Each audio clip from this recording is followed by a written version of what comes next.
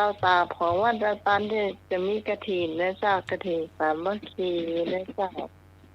ทอดบ่ายโมงตรงนะเจ้าแม่นบ่ายโมงนะเจ้าบ่ายโมงแล้วพากันไปเห็นอันนี้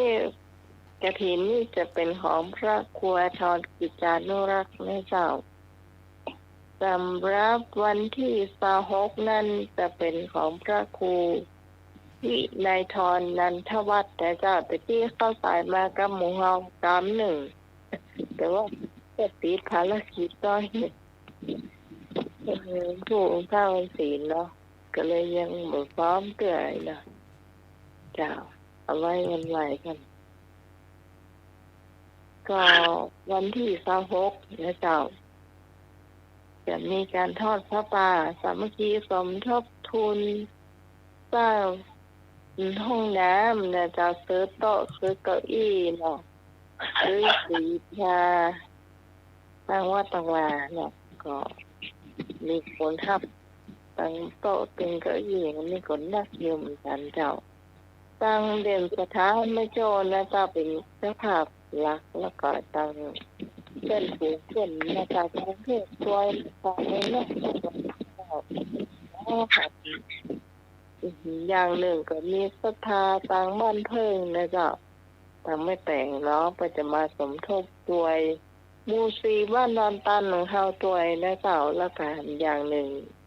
ธรรมะขายเสียเจ้าพระเจ้าก็เอาต้นมาต้นหนึ่งเนาะ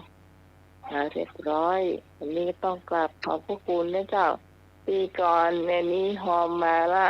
จะโอนตังมาเรียบร้อยเจ้า300เจ้าที่ผ่อน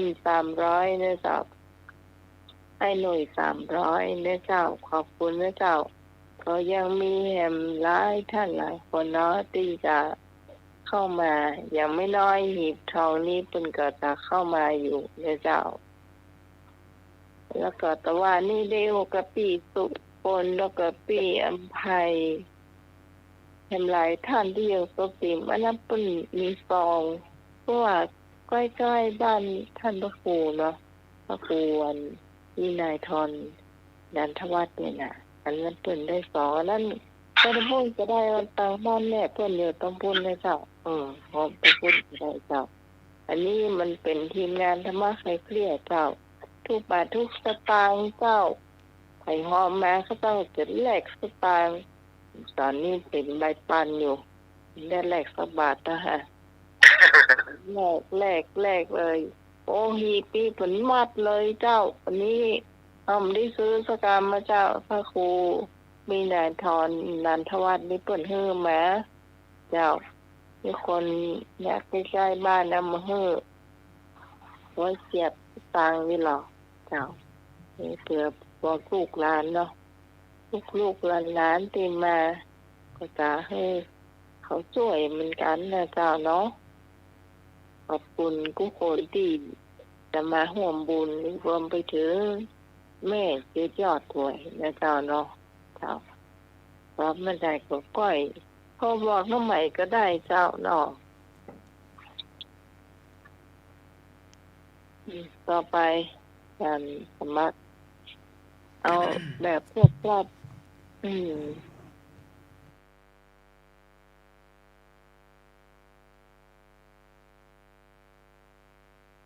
พรุ่งนี้ก็เป็นวันออกพรรษา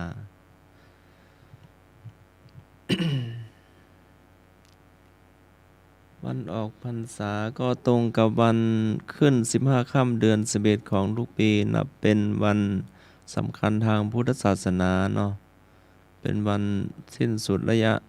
เวลาจำพรรษาในช่วงฤดูฝนไตรมา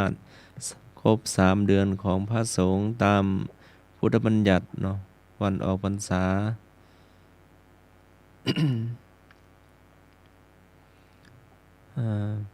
พรุ่งนี้ก็ศรัทธาญาติโยมก็มาเข้าวัดเข้าวาเนาะเป็นวันศีลเป็นวันพระใหญ่เนาะเจ้ากำลังออกพรรษาแล้วก็จะมีการตักบาตรเทโวที่มหาวิทยาลัยเชียงใหม่เนาะที่ ที่ไหนนะจุดใดเนาะมหาวิทยาลัยขอเชิญชวนพระพุทธศาสนิกชนร่วมทำบุญตักบาตรเนื่องในวันเทโวโลหณะประจำปี 2566 กำหนดการเวลา 6:30 นาที ผู้ร่วมงานพร้อมเพียงกันณขวงวัฒนธรรม มหาลัยเชียงใหม่ เวลา 6:45 นาที รถบุกสบก อัญเชิญพระพุทธรูปและพระสงฆ์เข้าร่วมประจำที่ เวลา 7 นาฬิกา พระประธานในพิธี จุดธูปเทียนบูชาพระรัตนตรัย ไหว้พระรับศีลกล่าวคำถวายภัตตาหาร เวลา 7:05 นาที พระเถรานุเถระพระ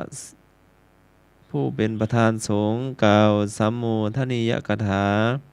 พระสงฆ์อนุโมทนา เวลา 7:15 นาที พระสงฆ์เริ่มบิณฑบาต เวลา 8 นาฬิกา เสร็จพิธีในวันจันทร์ที่ 30 ตุลาคม 2566 เวลา 6:30 นาที ณ ขวงวัฒนธรรม ถนนสายวัฒนธรรม มหาวิทยาลัยเชียงใหม่เนาะขอเชิญชวนเนาะวันมื้อรืนนู่นเนาะวันที่ 30พรุ่งนี้วันที่ 29 เนาะพระสงฆ์ก็จะกำลังงงนะเดี๋ยวเนี่ยอันประชาสัมพันธ์ว่าตอนตานไปวันที่26พฤศจิกายนเมื่อกี้บอกไปกี้บอกครับพฤศจิกายนเท่านั้นว่าทำบอกเดือนนี้ยังลงลืมเหมือนกันนะบอกอันเราไม่ได้บอกอันวันที่เท่าใดแล้วก็เดือนอะไรอย่างนี้เนาะเดือนหน้า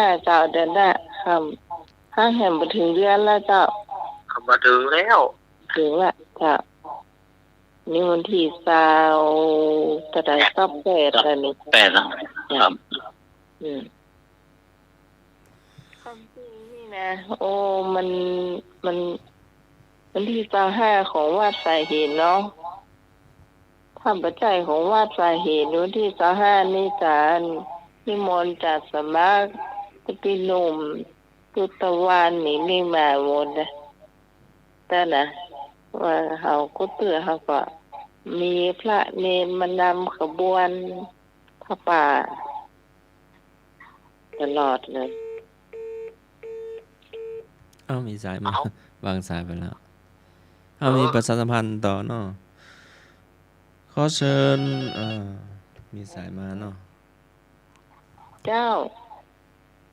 นมัสการครับปลูกแวะปันแท้ครับก็เดี๋ยวผมกลับไปร่วมงานตัวเนี่ย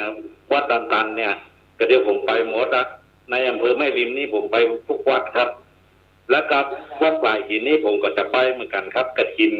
วัดป่าหินครับถ้าสมัครนี่เจอกันแน่ครับนมัสการครับ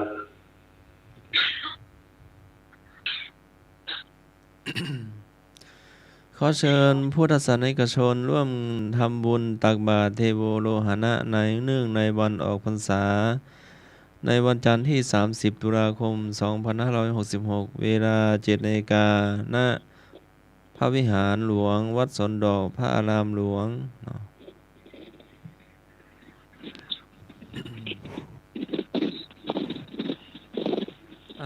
เสียงพัดลมเนาะ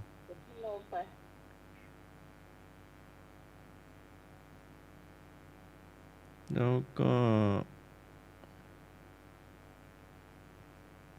วันนี้ก็มี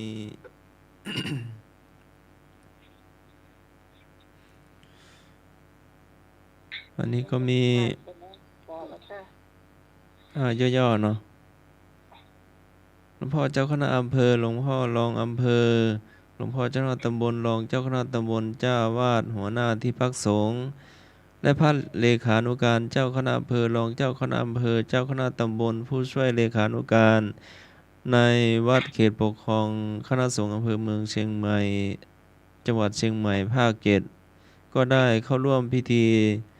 เจริญพระพุทธมนต์และเจริญจิตตภาวนาเพื่อถวายพระพรชัยมงคลแด่พระบาทสมเด็จพระวชิรเกล้าเจ้าอยู่หัว สมเด็จพระนางเจ้าสิริกิติ์พระบรมราชินีนาถพระบรมราชชนนีพันปีหลวง สมเด็จพระนางเจ้าพระบรมราชชินี ในวันเสาร์ที่ 28 ตุลาคม 2566 เวลา 16 นาฬิกา ณ อุโบสถวัดลำเปิงตะโพธาราม ตำบลสุเทพ อำเภอเมือง จังหวัดเชียงใหม่เนาะ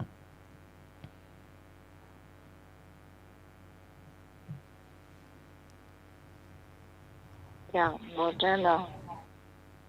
จะเอาไว้วันพรุ่งนี้พร้อมเนาะ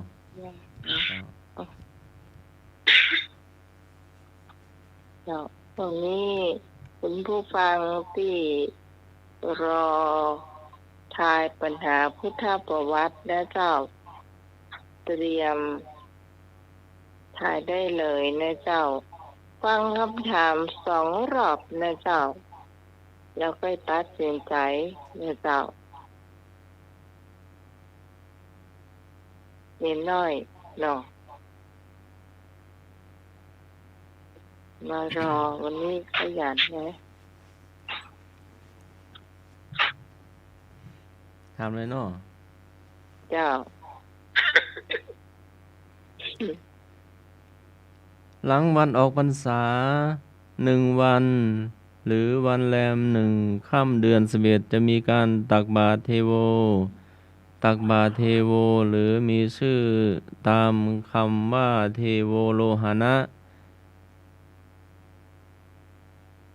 เทโวโลหณะมี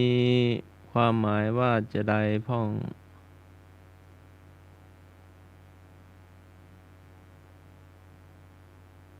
เตี้ย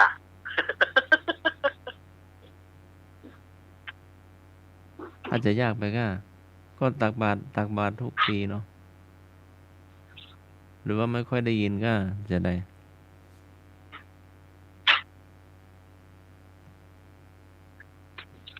ไม่มีช้อยให้เลือกเลยอาจารย์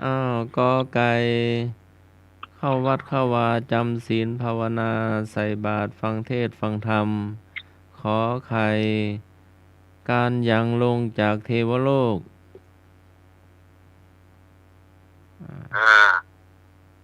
เอ้าก อไก่เข้าวัดเข้าวาจำศีลภาวนาทำบุญตักบาตร ขอไข่การยังลงจากเทวโลก ศรัทธาญาติโยมใต้ก็เข้า ถึงเทวโลก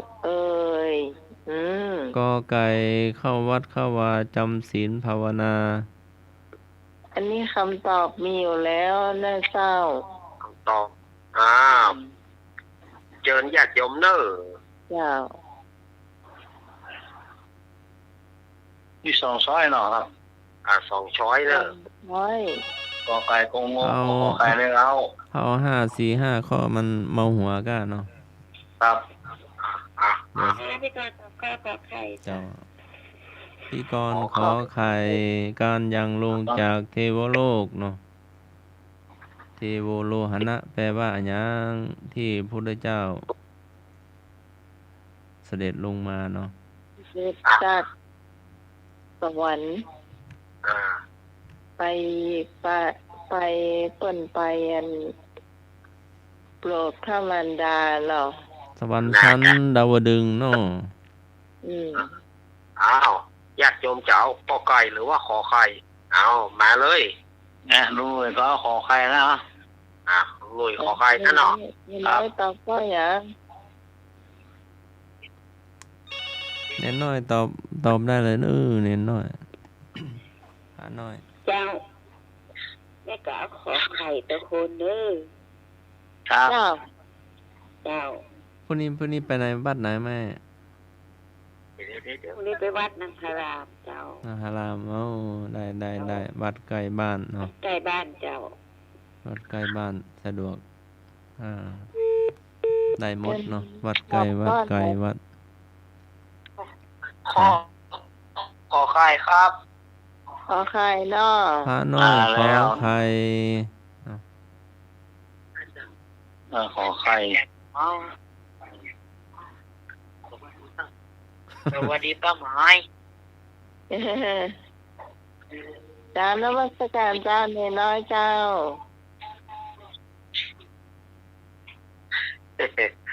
เออ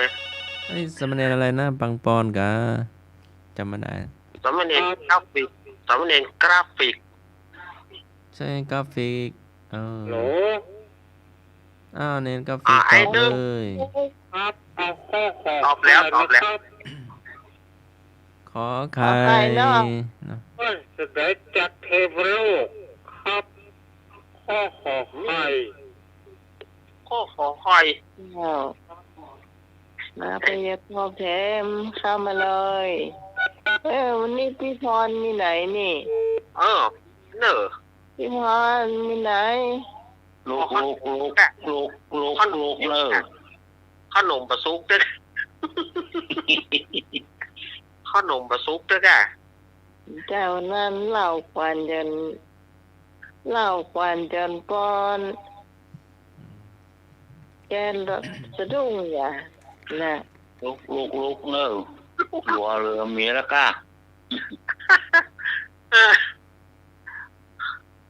โอ้เต่าขนมว่าเล่นบ่ได้ตู้อ้าวมาแถมอันนี้นี่จะง่ายนะง่ายที่สุดละเนี่ยเซอร์ฟิตมาแล้วมีก่อนมาแล้วเนาะก่อนมาละ สุพินมาว่ะ ใช่ละไม่บุญละ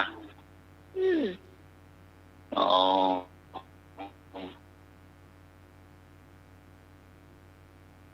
อย่ามาแต่นั้น เซ แห อ ละ ร์ฟิตเอาขนมมันก็แปลงขนมมันก็เนาะแม่สุพิษมาแม่สุพิษไปแต่วันนี้ขาดหลายเนอะ พี่สาวนี่จะตอบกับเจ้า มาแม่อารีมาเลยมาแม่อารีต้นเปามาร่วมกันสักน้อยล้อแม่สมศรีล้อ แม่สมศรีทำล้อ สวัสดีเจ้า มาแล้วแม่สุพิษ สุพิษมาละ เจ้าแม่ตอบเลยว่าดังๆนึ่ง ขอไข่เจ้า ขอไข่นะพ่อ เจ้าจานสมาร์ทเจ้า เจริญพรแม่ สวัสดีลูกแนนเจ้า สวัสดีโยมแม่เนอ สวัสดีน้องแนนเจ้า ครับ สวัสดีลุงหน่วยเจ้า สวัสดีพี่สมัยคนเสียงหวานเจ้า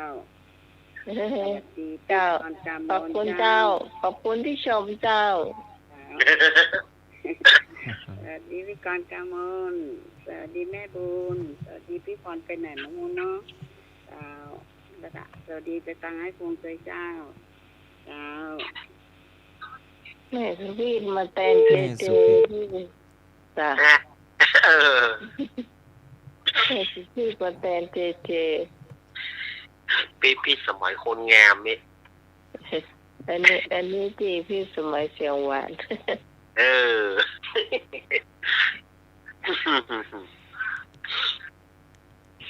วางครึ่ง4 บาทแล้วน้าตาล ต้องใส่ก็ได้ฮะว่ากาแฟดำพอ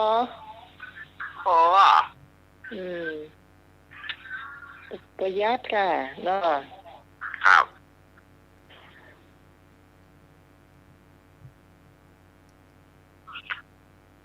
มีเห็นกับเจ้าที่จะตอบข้อนี้ถ้ามีจะได้เฉลยเนี่ยเจ้าพี่พรหายไปไหนเดียวโวยหาพี่พรสักคำเฉลยไปก่อนเจ้า นิมนต์เฉลยครับผม เฉลยไปก่อนเจ้า นิมนต์เฉลยครับผม เฉลยไปก่อนเจ้า นิมนต์เฉลยครับผม เฉลยไปก่อนเจ้า อ่า นิมนต์เฉลยครับผม เ หลังวันออกพรรษา1 วันหรือวันแรม1 ค่ำเดือน11จะมีการตักบาตรเทโวโลหณะหรือมีชื่อเต็มคำว่าเทโวโลหณะแปลว่าการยังลงจากเทวโลกขอไข่ เออนอนเขาว่าเลี้ยวถูกต้อง การตักบาตรเทโวมักจะนิยมใช้ข้าวต้มมัดและข้าวต้มลูกโยนมีป่ะ ข้าวต้มลูกโยน เป็นจะได้ครับอาจารย์ครับ ไอ้ลูกโยนน่ะ ที่เขาทำจากใบอ้อยขนมใบอ้อย ที่มันม้วนเหมือนพันเหมือนนั่นก็ ครับเขาใช้ใบอ้อย ใช้ใบอ้อย หรือใบตะไคร้ก็ได้ ปัจจุบันนี้เขาใช้ใบตะไคร้คล้ายๆใบอ้อย ต้องห่อเป็นม้วนหรือว่าห่อเป็นแบบไหนครับ เป็นคล้ายว่าไม่ใช่โมนน่ะ จะเป็นเหลี่ยมนิดๆขนมลูกโยนของภาคกลางข้าวต้มใบอ้อยข้าวต้มเขาทางภาคเหนือเขาเรียกว่าข้าวต้มใบอ้อยข้าวต้มใบอ้อยเนาะน่าจะมีอยู่นะ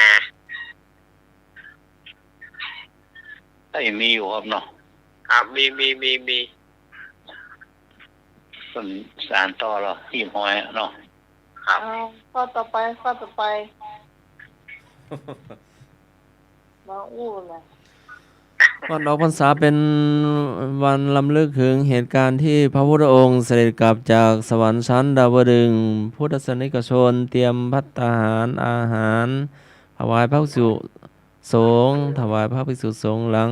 วันออกพรรษา1 วันเทโวโลหณะแรม1 ค่ำเดือน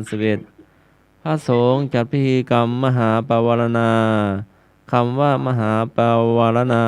มีความหมายว่าจังใดแล้วปะ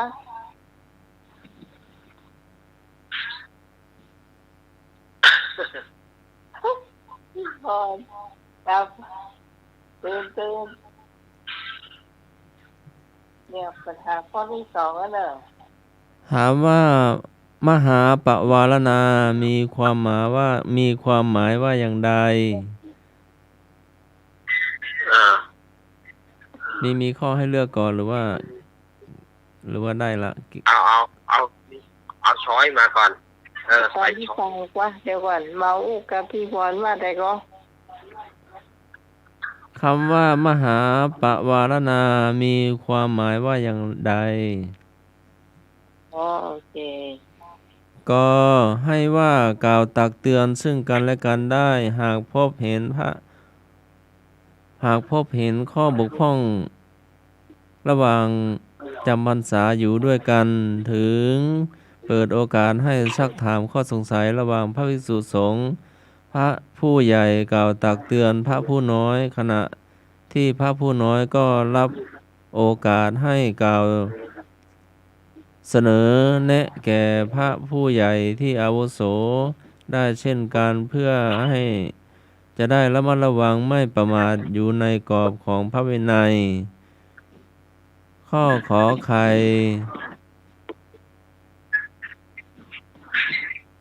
ว่ากล่าวตักเตือนไม่ได้ข้อกอไก่ที่ได้กล่าวมาเมื่อสักครู่ข้อขอไข่ว่าตักเตือนไม่ได้เขาสั้นๆเนาะมาเลยมาจ้าพี่การตอบข้อกอไก่จ้าพี่กรข้อไหนข้อกอไก่จ้าขอไก่เนาะก่อนมาละข้อกอไก่ข้อไหนเนน้อยพยักแน่มาย่อๆก็ได้กอไก่ว่ากล่าวตักเตือนได้ขอไข่ว่ากล่าวตักเตือนไม่ได้ย่อๆให้ก็ได้ครับฮัลโหลมีสายมาฮัลโหลน้อยพยักแน่มาข้อกอไก่ครับปลูกแบบกันแท้ครับตอบว่าจะได้เป็นคำตอบที่สุดท้ายครับ ถูกต้องเลยครับ ก็ไก่นอว่ากล่าวตักเตือน การครับ อ่า โอเคขอบคุณ เจ้า จ้าก็ไก่ตัวคนเด้อ จ้า ครับผม เจ้า แต่เอามาถ้ามันไม่อยากเกินไปนี่นะขอตรงมาลูบ เจ้า ขอไก่โกหกมึงรู้เหรอขอไข่ดีก้า ๆฮะนี่นะนี่นะ เจ้ากลางภาษาพระอาจารย์เจ้ากลางภาษาพระอาจารย์สมัครเจ้า เจ้าแม่พร จ้ากลางภาษาเวรรักเจ้า ก็ดีแม่พร สวัสดีน้องใหม่เจ้า สวัสดีน้องใหม่เจ้า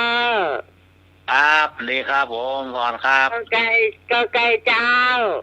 เมื่อกี้นี่ไปหน่อยหนึ่งเจ้าสะดุ้งตื่นมาโทรศัพท์ดังเจ้าจ้า ก็นึกว่าเฝ้าหม้อขนมวิ ก็โทรศัพท์รับเบียร์ เอ้ย ต้องไปต้อยหาถ้าบ่ได้ยินน่ะเนาะ ได้ยินละ แต่เดียวโทรเข้าโทรศัพท์เบอร์น้อยอ่ะมันดังอย่างจี้หลีดนะ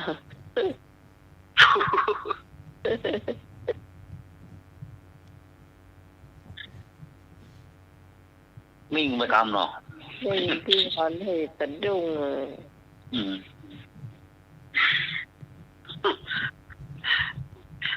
เผลอน้อยเดียวเนาะ อ๋ออันนึงจะเริ่มเนี่ยเนาะ ย่านจะเหรอ เอามีนะ ได้อ่ะรับแต่รออย่างนั้นนะครับ น้อยเดียวนะ แล้วอย่างนี้แม่สุพีจ้ะ มาละ สุพีได้เลิกร้องมาหรือยัง ยังบ่มาเถอะรอบนี้บ่มา สมนึกบุญทาวงศ์ เจ้า เอาข้อกอไก่เจ้า แม่สุพีมาแล้ว ขอไก่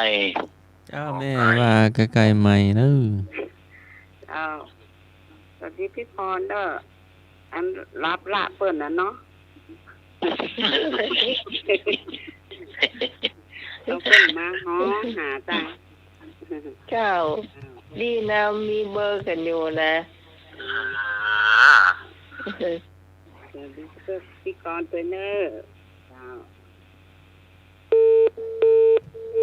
มันมีเบอร์กันมีห้องกันหากันมาได้อ่ะ เนาะยุ่งเลยเนาะ ยุ่ง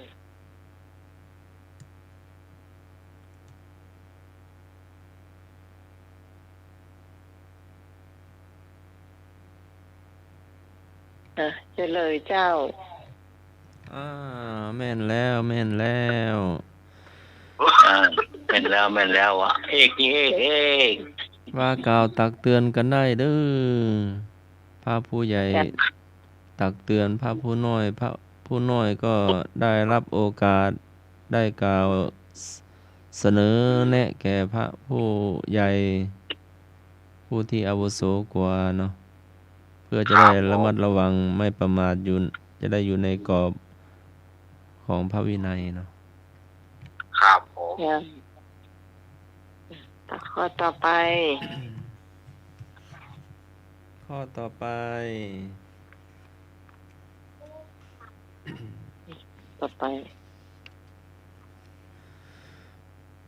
ปิปะ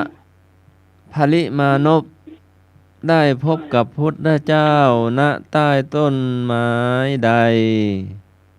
ปิปะภลิมานพได้พบกับพระพุทธเจ้าณใต้ร่มไม้ใด กพหุปุตตะกะนิโคตขออชปาระนิโคตขออาสะสัตตะพึกษ์งอมุจลินอ๋อชื่อยาวเนาะยากเนาะ เออ ข้อกอต้นพหุปุตตะกะนิโคตข้อขออาชาปาระนิโคตข้อคออาสตะทะพึกษ์ข้องอมุจจลิน เอาญาติโยมไตกันเข้ามา กอไก่ก็งกอ่ะ หน่วยก็ก้อย ชื่อ ต้นไม้ มันนอกพันธุ์ก็ยากขนาด เนาะ พี่พันเอาของเรางูเจ้า มุจลิมเนาะ มุจจาริน สวัสดีแม่สุชีเจ้า สวัสดีพี่กรณ์เจ้า สวัสดีธรรมะใครเชียร์ทุกท่านนะเจ้า ต้นไม้สี่ต้น ต้นไม้สี่ต้นใด ครับ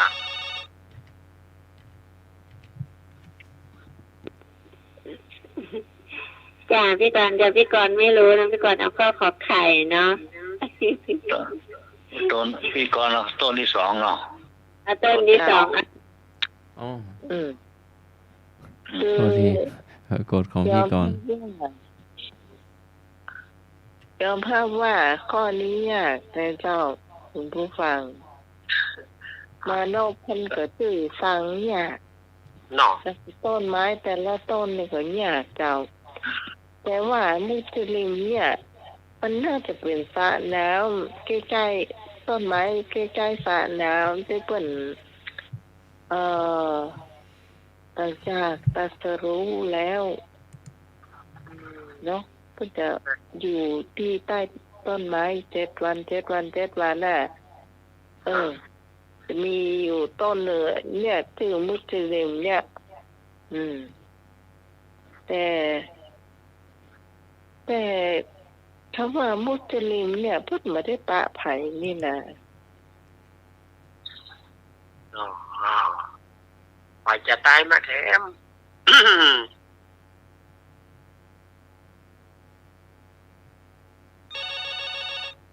สี่ต้น เนาะ อ่ะ อ้าว โ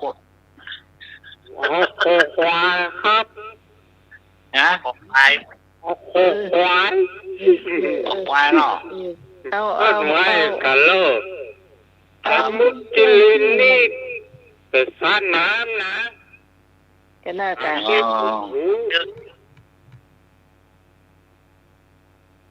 เนื้อคอควายเนาะ มันต้องไหวว่านะกันตอนที่ อืม ใช่เนี่ยคือเปิ้นตาจะรู้แล้วแหละก็จะ อ่ะ ในแต่ละ ที่ปัญญานาคเป็นบอกพระพุทธเจ้าอ่ะพระนาคบอก พระมุจลิน ครับ วันเกิดผมรู้วันเสาร์พระพุทธรูปนาคบกปางนาคบก โอ้โหหนักลกหนักปกไอ้นึก นี่ไกด์วิชาเดาก็ได้นะเจ้า เนาะเดาก็ได้ เดา เอา เดา ดาวตัวเองนึก ครับ ได้นึกเนาะคอควาย ขอควายเจ้า ออกควายเนาะ จ้า แต่นะมาโลกพันธุ์เรายังไม่เคยได้ยินนะ หนัก หน้าปก หนักปกนี่เนาะเอา โกน ปิด ปกฟ้าห้องกันเนาะ ฝนตกฟ้าห้อง เหมือนน่ะโป๊กให้มันอยู่ของเราเลยนี่นะ หนักอะ แม่ เจ้า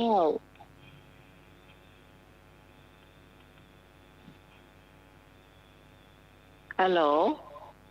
ครับ สวัสดีครับ ตอบข้อขอไข่ครับ ไอ้บาดอกแดง ครับฟังอยู่ครับ ตอบข้อขอไข่นะครับ เจ้า ครับ มาแล้วดอกแดง ไอ้บ่าวดอกแดงนี่มันชอบห่วงเงินทายปัญหา นะเจ้าว่าปัญหาพุทธประวัติหรือว่าธรรมะนะเจ้าชอบเนาะคือฟังอยู่ตลอดนะเจ้านี่น้อยข้อไหน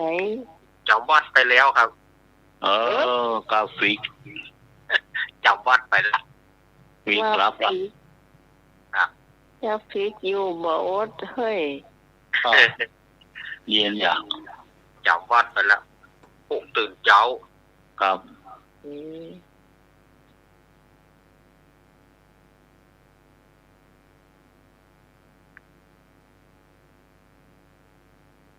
ว่าใดจะสมัครหมดแล้วกันเนาะ หมดละ จัง จะรับไปอย่าก่อนนะ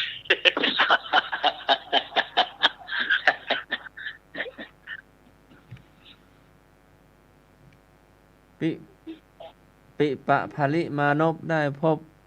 กับพุทธเจ้าณต้นไม้ณใต้ร่มไม้พหุปุตตกะนิโคตจะเป็นต้น โอ้ยกอ ข้อ ไก่ ไหนข้อไหน กอไก่ ก็ไก่ ไม่หนูยาวถูก พหุบุตตะนิโคตใส่ลูกดกว่ะ โอ้ต้นไม้ต้นไทรต้นไม้ไทรไม้หายไม้ลุง ไอ้นะกะนักนะกะเป็นโคเป็นเชื้ออย่างมันหุ่มไหมล่ะเนาะ เป็นพุ่มประมาณ10 กว่ากิ่งอ่ะ ครับนี่ละ ไทรย้อย ครับ ที่มันย้อย ถ้าล้มมานี่หลบได้ยังมั่งเพราะมันกิ่งมันห่างกันอยู่เนาะ ล้มยากครับเป็นไซอะไซข้าวแน่นมันหวานด้วยหรอก็ โอ้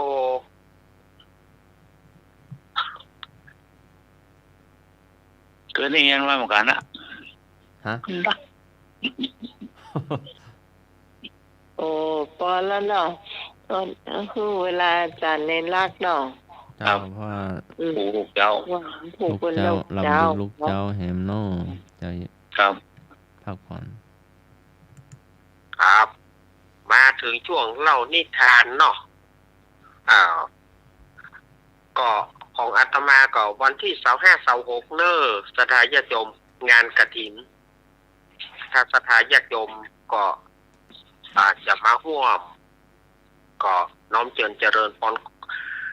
ขอเจริญพรขอบคุณโยมแม่กรกมลเขยกลางห้า1 กอง อันนี้เป็นโอนไปต่างประเทศแล้วเนอะ ครับ แล้ว โอน ก็ ไปต่างประเทศละเจ้า โยมแม่ศรีสุรินทราชปุ้นลำปาง อันนี้เปิ้นฮับ2 กอง2 กองไป400 บาท แล้วก็พ่อเมืองแก้วแม่มาลีนางสาวสายฝนกันทาส้มตรงโป่งบ้านโฮงหลวงปูน1 กอง อันนี้ก็199 บาทอนุโมทนาบุญกับทุกท่านเนอสำหรับที่ร่วมงานกฐินเนาะ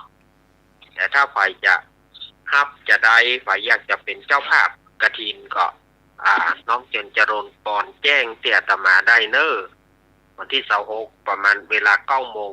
เป็นต้นไฟก็จะมีการทอดกฐินสามัคคีเนาะวันนี้อาตมาภาพจะเอานิทานธรรมผูกที่12เรื่องสุริยคราสกุมารวันนี้จะขึ้นผูกที่12เนอะแต่ก็บ่จบนะจะเพราะว่าจะได้เกิงต่อเกิงนะเพราะว่าถ้าทำผูกนี้นิทานทำผูกนี้มันยาวก็จะก้อยเล่าไปวันนั้นอาตมาภาพ ได้เล่ามาถึงที่ว่าพรหมเสนากับสุวรรณาเกิดการสู้กันนะสุวรรณาเสกเป็นนกมาไล่กินคนพรหมเสนากับเสกเหมือนกันเป็นหูไล่กินนกแล้วแก้กันนะสุวรรณานี่เสก เป็นไฟแต่ว่าพรหมเสนาเสกเป็นฝนดับไฟพอสุวรรณาเสกเป็นฝนหอกฝนดับเนี่ยเป็นฝนหอกฝนดับพรหมเสนาก็แก้ด้วยเป่าเป็นลมปัดเอาไปนี่โอ้วันนั้นแล้วก็พรหมเสนานี่ก็เลยขึ้นยืนอยู่บนอากาศขึ้นบนอากาศบอกว่าต้องเอาเต้าพญาต่างๆหรือว่าเต้าพญา101หัวเมืองหรือว่าเสนาอามาตย์ทั้งหลายถ้าเอามาสู้กันถ้าสู้กันก็ปากันไปตายกับปะไดแล้วก็ท่านสังคตะอุปราชก็จะมาสู้กับพญาของเฮาด่าว่าพญาของเฮาด่าว่าเจ้าเหนือหัวสุริยคราสของเฮาด้วยกรรมหยาบๆคลายๆว่ากึดจะโฮบเปิ้นบ่ต้องโฮบกับเปิ้นมา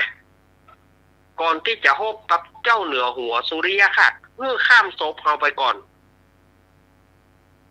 ถ้าเฮาตายแล้วก็ยับเจ้าเหนือหัวของเฮาแต่ถ้าเฮาบ่ตายเฮาขอสู้จนแม้กระทั่งขอซ่าจนยศสุดท้ายซ่าจนยศสุดท้ายมาเลยสังคตะอุปราชมาสู้กันวันหน้าอาตมาได้เล่ามาถึงนี่นะแต่วันนั้นโยมปี้แล้วก็ลุงนุย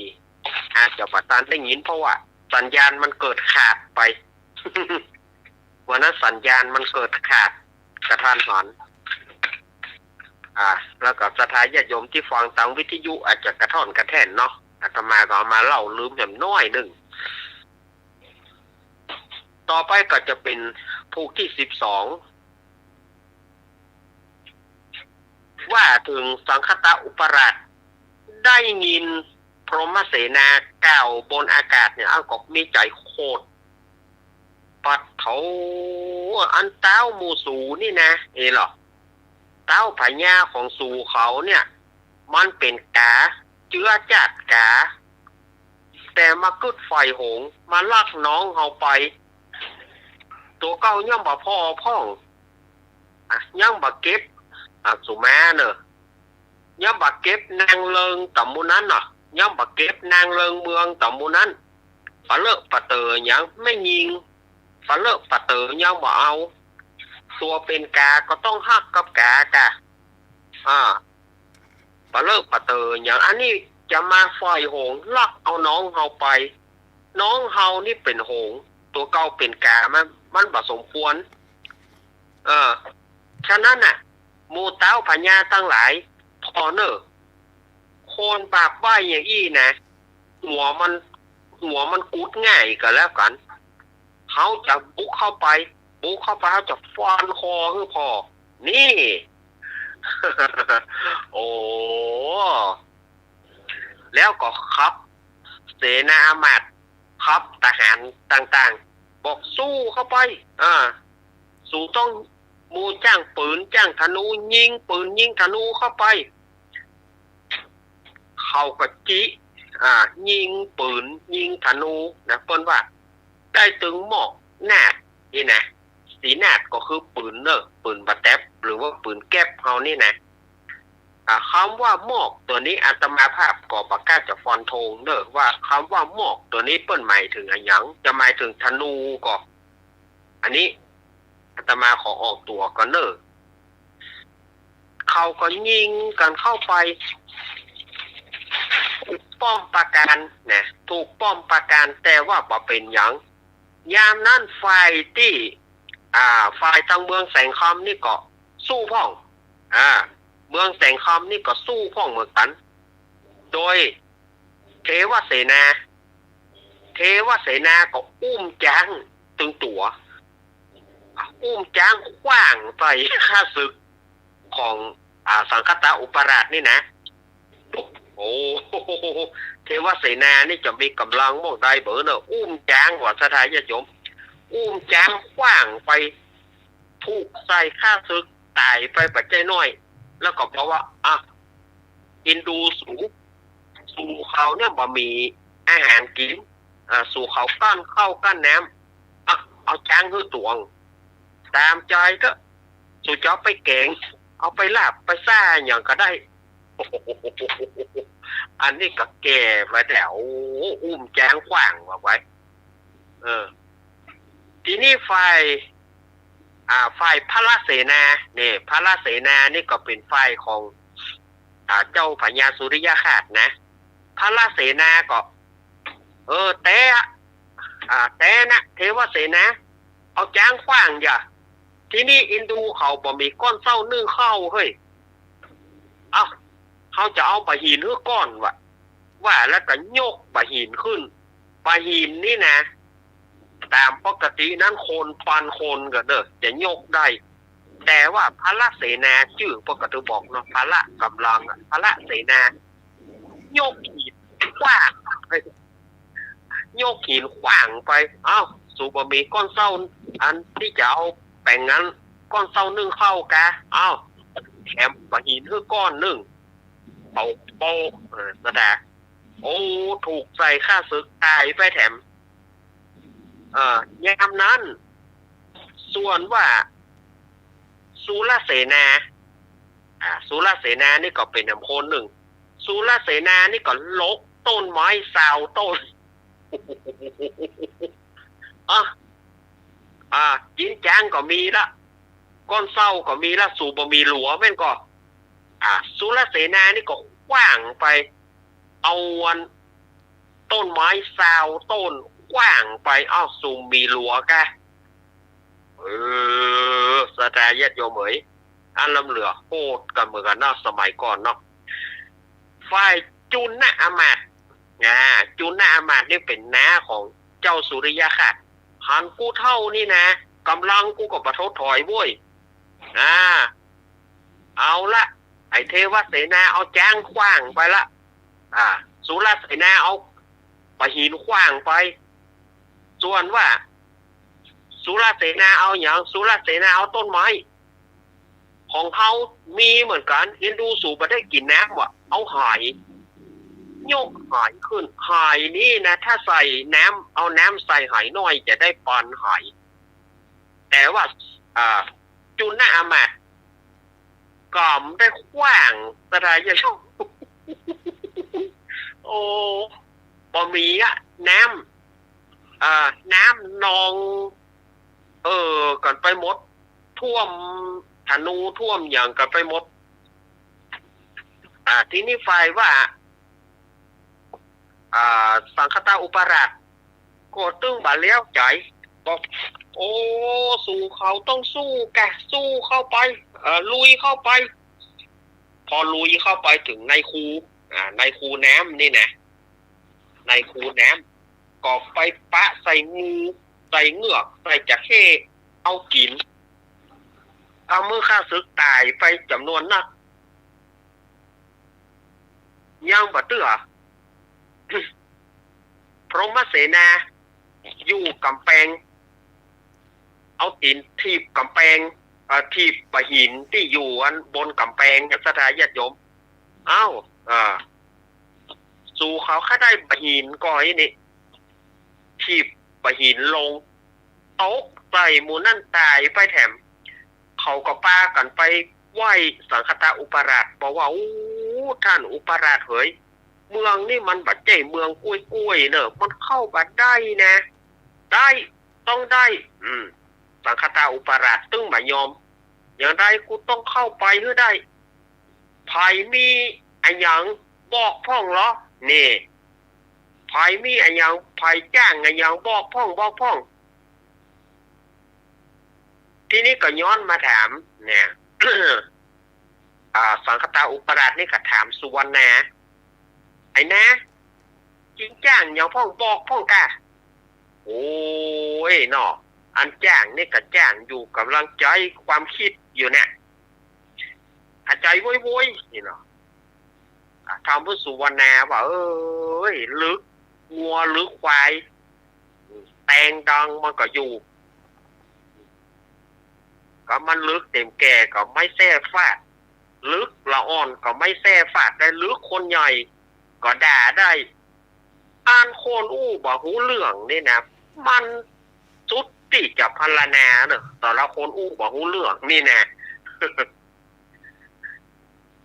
เอาอย่างอี้ดีกว่าไปสุวรรณาก็บอกวิธีว่าคือคนทั้งหลายแปลงเรือแปลงเรือกับปีเนี่ย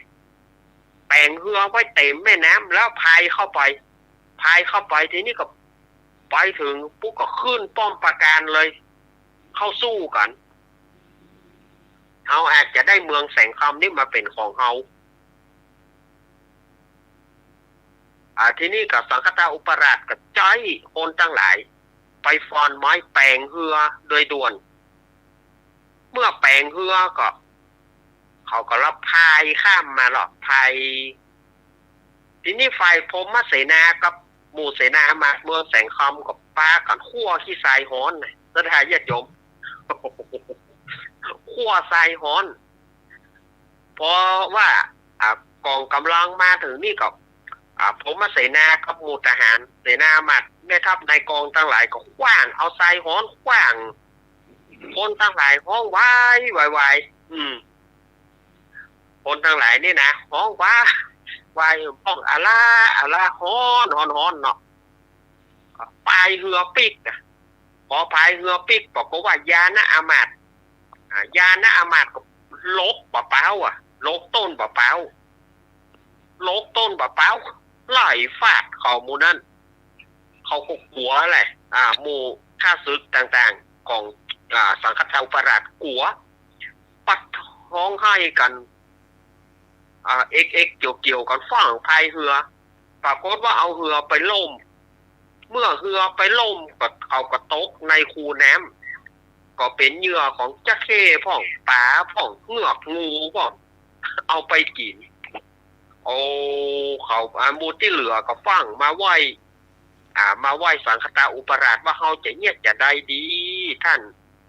เฮาจะเนี่ยจะได้ดีประเดี๋ยวนี้ค่าศึกหมู่ทหารของเฮาเนี่ยมันเหลือน้อยไปติ๊กๆแล้วนะเฮาจะเนี่ยอย่างใดดีล่ะน้อยก็ต้องสู้นี่สังฆทาอุปราชว่าน้อยก็ต้องสู้ถ้าสู่ฮักเจ้าต้องฟังกำเจ้าสั่งอย่างใดต้องสู้มีไหนต้องสู้อย่างเดียวถ้าสู่เขาหลีกเลี่ยงไปโดนฟันคอเนี่ยไปลุยหรือว่าไผมีกระท่องกระถาอย่างมาเหรอนี่ไผมีกระท่องกระถาอย่างมากว่ามาที่นี่คือมีเต้าพญาเมืองหนึ่งเต้าพญาเมืองนี้เป็นเมืองขึ้นของสังฆทาอุปราชบอกว่าโอ้โหเรื่องจิ๊บจ้อยพระเจ้าค่ะเรื่องนี้ขอเป็นหน้าที่ของข้าพระเจ้าดีกว่าพระเจ้าค่ะนี่หรอกว่าแล้วกันยิงปืนมันให้เน็ตของนะยิงปืนเสียงดังเหมือนฟ้าผ่าแสงเตื้อดูปืนมันนี่นะการว่าหมู่คนมีไหนมันก็ไหลไปโจรลูกปืนมันเน็ตแต่ผู้กำแต่ตายกันไปนักไปหนาแล้วก็ลูกปืนนี่มันก็เวียนประทับศีล3 รอบพอมันเวียนประทับศีล3 รอบก็ปุ่งเข้ามาหาเจ้าพญาสุริยคราสพรหมเสนาหันยานพรหมเสนาก็วุยกว่าลูกปืนพรหมเสนาก็ฟังกระโดด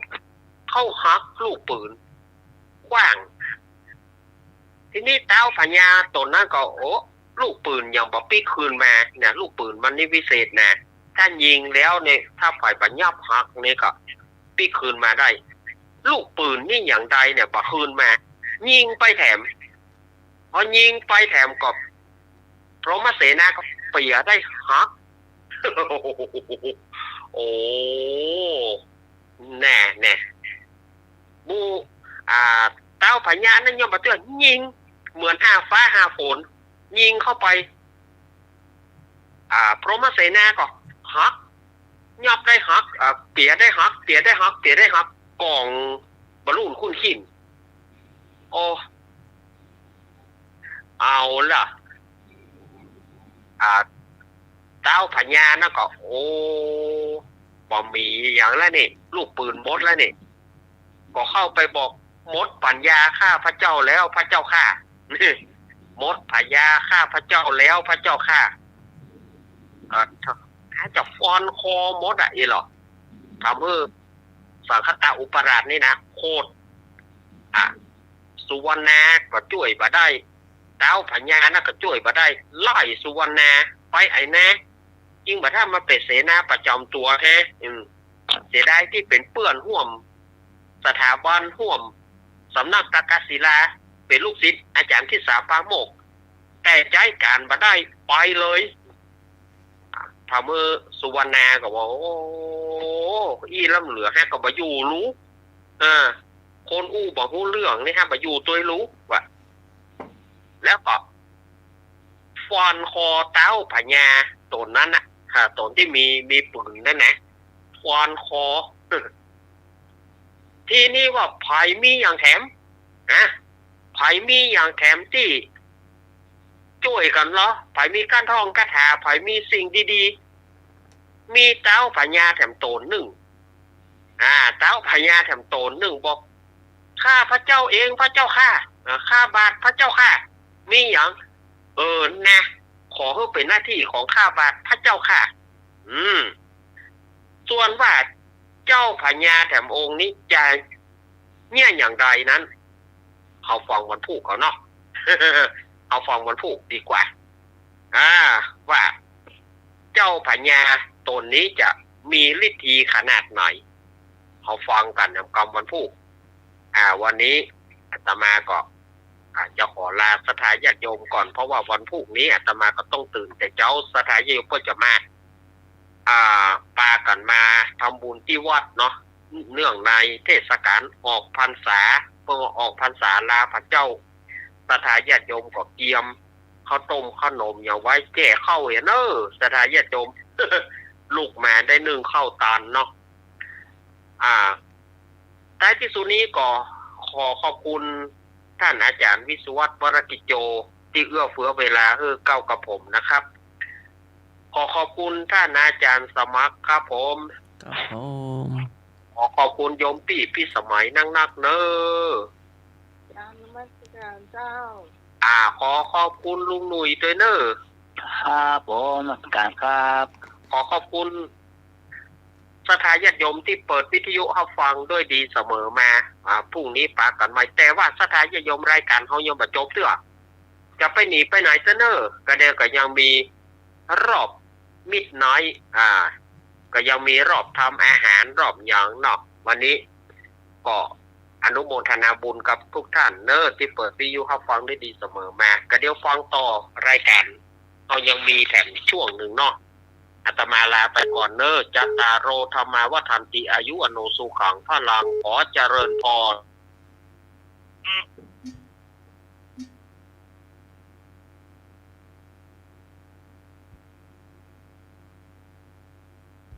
ฮัลโหลนิทานโตโบราณเนาะได้ไหมรู้แล้วครับสายรู้แล้วก็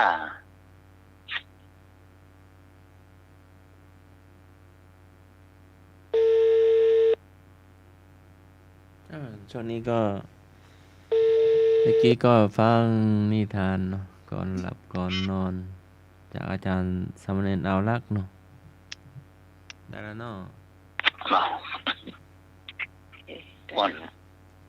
นิทานของม่วน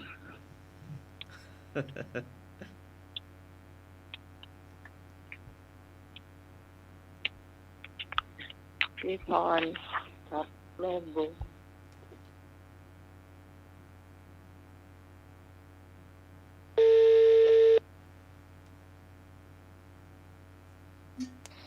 เจ้า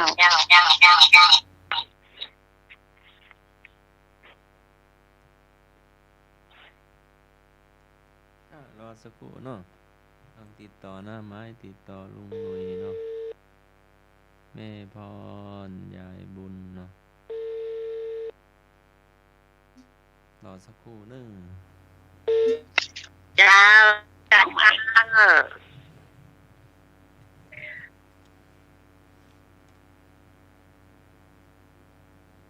แม่บุ ฮัลโหล ญมาแล้วเนอะ ดังก่อน สวัสดีเจ้า เจ้า สวัสดี ดัง แม่บุญเจ้า ได้ยินก่อนแม่ ใส่หูกันเด้อ ใส่วิทยุกะใส่หูฟังกะหรือจะไร จ้ะที่ลืมใส่หูไม่ได้ยินใช่ละ ครับ ได้ยินแล้วเนาะ นี่แล้วเนาะ จ้า สวัสดีลุงเจ้า ครับผมสวัสดีครับพรครับ จ้าสวัสดีน้องใหม่เจ้า เจ้าสวัสดีเจ้า สวัสดีแม่บุญเจ้า จ้าวันนี้น้องมอนจ้า แต่เจ้านี่ยังถ้ามีเสียงโทรศัพท์ผมลูกได้ มันตื่นนะเนาะ เจ้าทำมาได้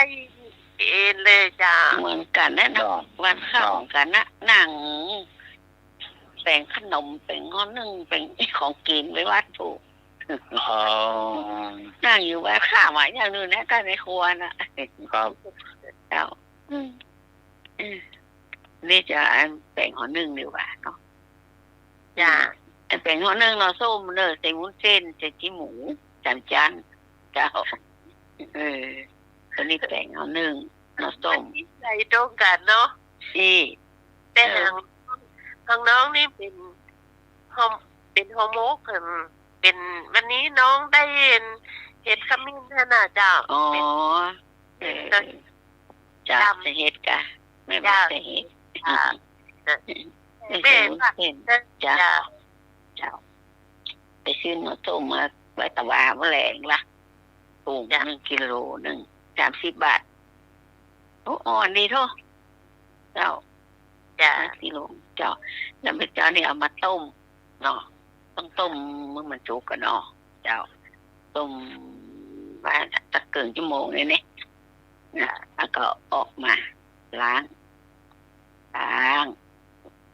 บีบน้ำละไว้ใส่กระมังไว้เนาะอาจิ้มสำจานมาสักตีนใหญ่ๆยาวๆสักกระไดเบียโอ้ตีนที่เป็นกุ๊กขนาดนะเอามาอึ้งตีนนะยาวๆนะเจ้าสำจานที่มีจีนนั่นแค่สำจานที่มันเนอะ เอาทำจัดอ่อนๆนะ ที่มันมีจีนทั้งหนักนะเจ้าบางอย่างก็มันเนาะอ๋อมันแต่มันว่าเจ้าสัญจานมาซอยมันมกบางมาให้บดีเนี่ยเนาะซอยล้างเอามาล้างแล้วก็ซอยตีนน้อยๆใส่ถ้วยไว้เจ้าพวกนั้นแล้วก็มาทำน้ำพริกเนาะตอนน้ำพริกก็ใส่ข่าใส่เจ้าไข่ใส่บวมเตรียมเนาะใส่พริกเอาพริกเม็ดใหญ่เม็ดน้อยปนกันนะเจ้ามักเผ็ดก็ใส่นักมักประเภทก็ต้องใส่นักเนาะเจ้าก็ตำกะไข่ต้มข่าก็มีน้อยๆสักก้อมน้อยๆเนี่ยเจ้าตำมันแล้วหักป้อมตัวเจ้าตำมันแล้วอะไรแล้วก็พริกก็ใส่ตำพริกก็เรียกแล้วก็เอากะปิใส่สักหัวไม่มือเนี่ยเจ้าทำเรียบร้อยละเอาควักใส่ถ้วยไว้ใส่จานไว้ก็ได้เจ้าก็น้ำล้างโคกละอาหารเจ้าแล้วก็ผักเอาใส่กับใบโหระพาเนาะใบโหระพาเขาใส่เจ้าเตรียมไว้เรียบร้อยล้างไว้เจ้า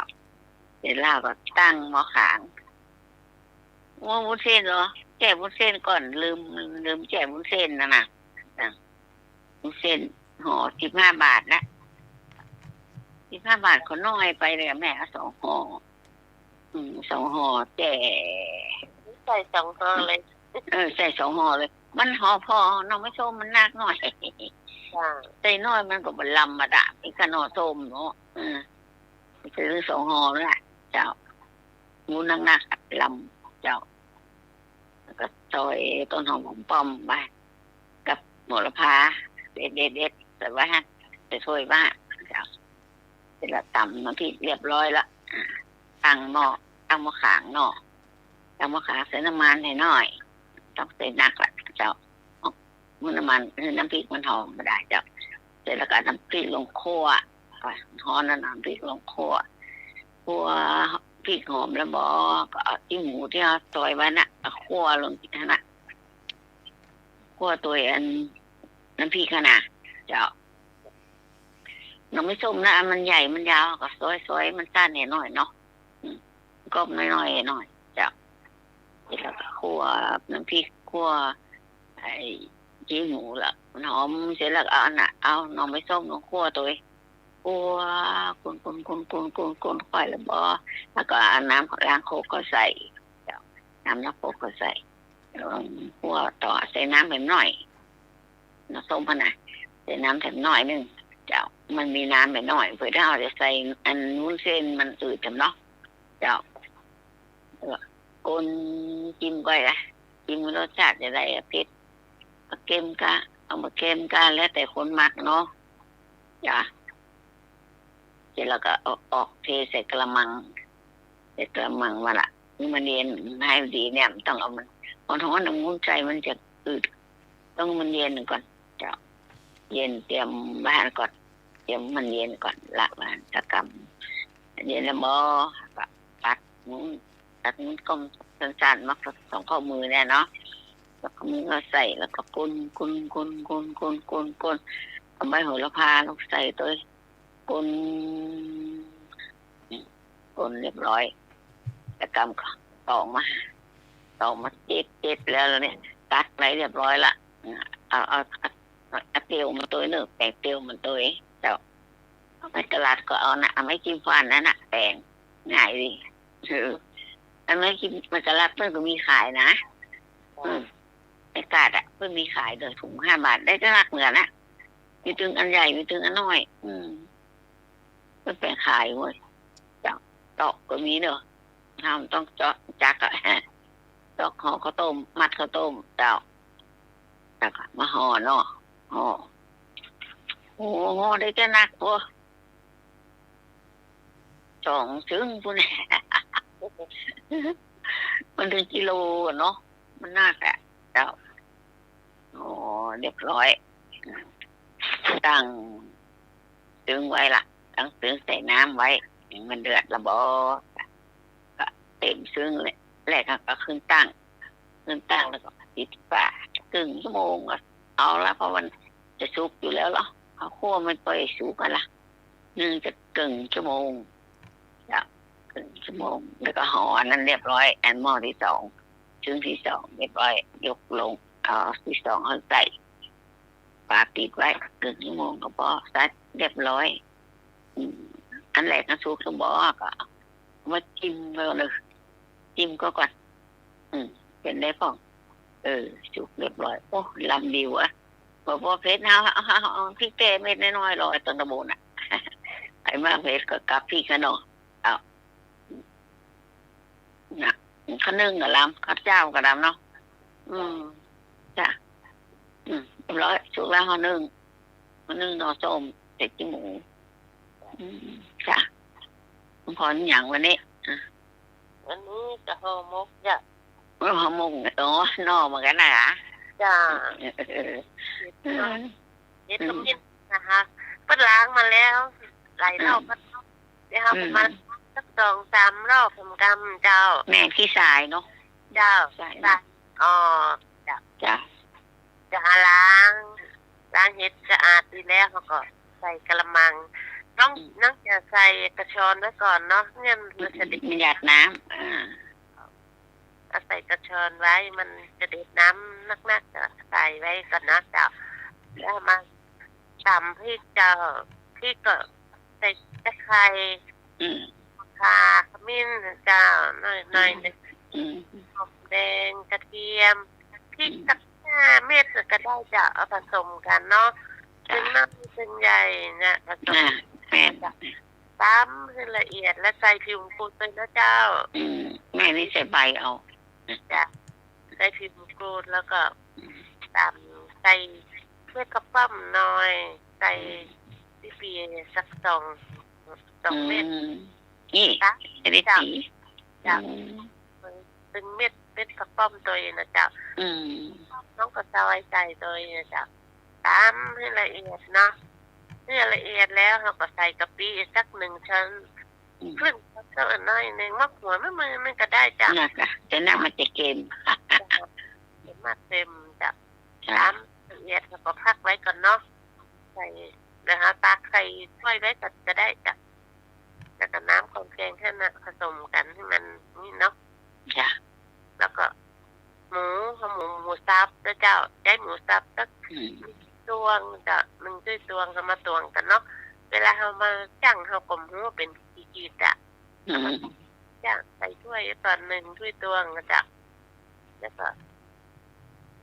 ได้กะทิเนาะได้กะทิ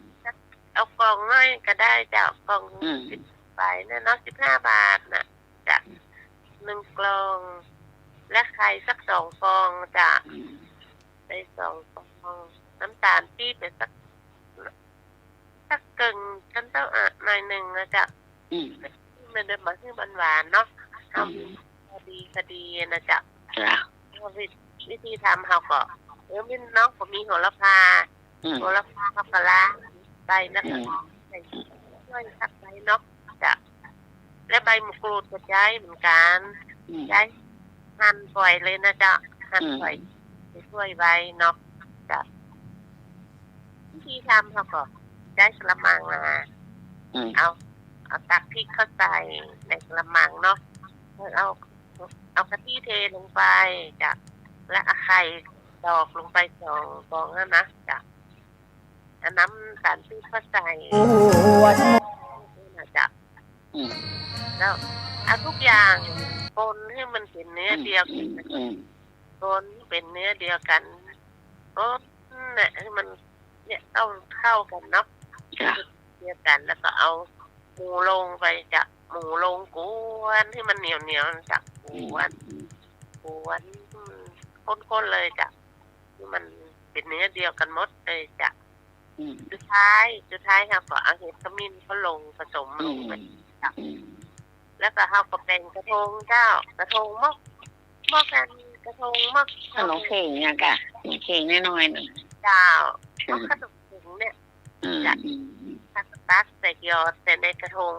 ถ้าเอาไปว่าเท่าก็ห่อแถมกำห่อกำเนาะใส่ในถุงค่ะจะน้องมาใส่ถุงน้องจะห่ออย่างกับห่อ1ห่อเนี้ยจ้ะอ๋อจ้ะ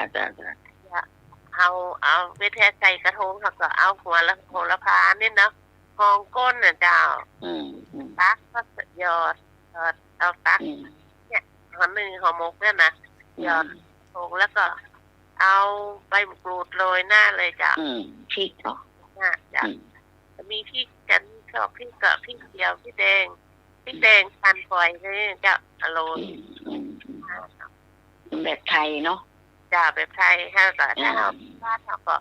ก็ใส่ห่อเหมือนห่อ2 จานสัก2 จานน้อยก็ได้จ้ะจานเดียวก็ได้จ้ะใส่ห่ออย่างห่อข้าวมันนั่นน่ะจ้ะแล้วก็ใส่เรียงลงในซึ้งนะจ๊ะเรียงจนมดเลยมดกระทงแล้วเนาะมดส่วนผสมที่เราผสมนั่นน่ะแล้วก็เอาซึ้งขึ้นตั้งไปใส่น้ำเหี่ยจ้ะใส่ซึ้งขึ้นตั้งก่อนนึ่งประมาณครึ่งชั่วโมงอะจ้ะแค่30 เนาะจ้ะเดี๋ยวมันจะเป็นซุปง่ายเนี่ยจ้ะเนี่ยได้ที่เขากลับมากินกับข้าวหุงก็ได้จ้ะแต่เปิ้งข้าวหุงมากกว่าเราเป็นกะทิจ้ะแม่นี่มันเมืองอ่ะจ้ะเรียบร้อยฮะลำค่ะแล้วเปิดออกมาดีหอมเนาะหอมเนี่ยนะ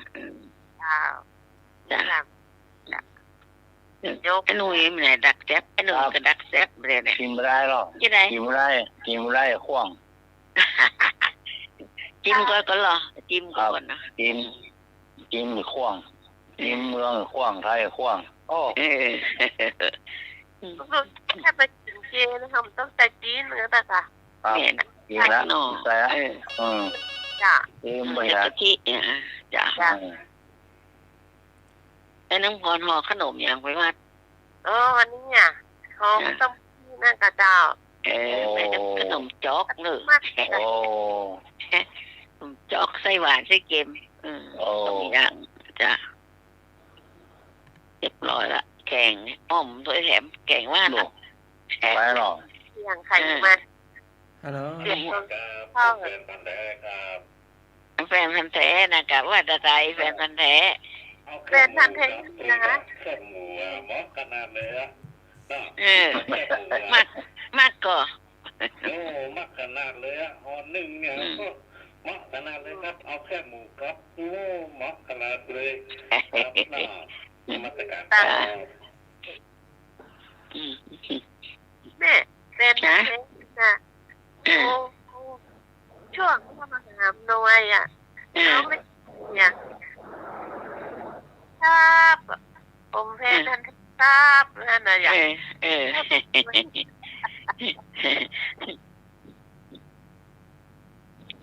ป้าเราไปฝ่ายหินกับป้าเหรอ จ้ะ ไปแล้วจ้ะ เป็นพันแท้หรอ เราสำหรับ กับข้าวสุกแล้ว ประชาสัมพันธ์สำหรับดึงกระถิ่นว่าจันตันวันที่23นะเจ้า ที่23เดือนหน้าก่อน ท เนาะ อดเจ้าทอดบ่ายโมงแล้วก็วันที่26นะเจ้าเห็นผ้าป่าสามัคคีอันนี้นักท่องเลยเจ้า หลายหมู่บ้านไม่ใช่หลายหมู่บ้าน วัด หลาย เดียวกัน ที่ นะ หลายตางแล้วจะมาชุมนุมกันที่เดียวนะเจ้า ทุกหัววัดเลยจ้ะ ท่านพระครูวินัยทรนันทวัฒน์นะเจ้า อันนี้น้องใหม่ก็ต้นมาละต้นมาเรียบร้อยนะเจ้า อันนี้พี่กรณ์ตะกี้แจ้งมาโอนสตางค์มาให้น้องใหม่300นะเจ้าหอม ที่ นะ แล้วก็ผ้าป่า ขอบคุณนักนะเจ้าพี่กรณ์พี่พรก็แจ้งมา300หนุ่ยแจ้งมา300 แม่มาแจ้งเธอเดิน ดวง ไว้ ส ก่อน บาย เถอะ ไม่ได้ก็ดวงไม่ได้ก็นั่นมาก็ได้เจ้าค่อยโอนมาเนาะเพราะว่าวันที่26ก่อนเจ้า เดือนหน้า เปิดว่ะ เจ้า แต่ว่าคนที่แจ้งมาเนี่ยน้องใหม่จะแลกสตางค์เลยเสียบต้นไว้เลยเนาะ โอ้ เจ้าต้นมาเรียบร้อยหรอ อย่าบอกโอใส่ตัวนี่ มันมีซ่าอยู่ตัว แม่ละไม่มีซาแล้วก็ต้องขา เปิ้น ต้ นั้น นเขาว่าจะบูชาต้นเนาะเปิ้นเอาต้นมานักเนาะต้นเป็น200กว่าต้นแล้วกันเดี๋ยวเนี่ย โอ้ เออ โอ้ ก็มีหมู่บ้านมีกี่หลังล่ะกระถาง อันนี้บ่ใช่ของ อืม ดอนตันแต่นะ นะ นี่ของ อ๋อ บ้านเปิ้นอยู่นะ ผมนึกว่าของเขาอันเอง อันที่เปิ้นจะมาห่วมตัวนักขนาดเลย โอ้ สาธุนะ จ้ะ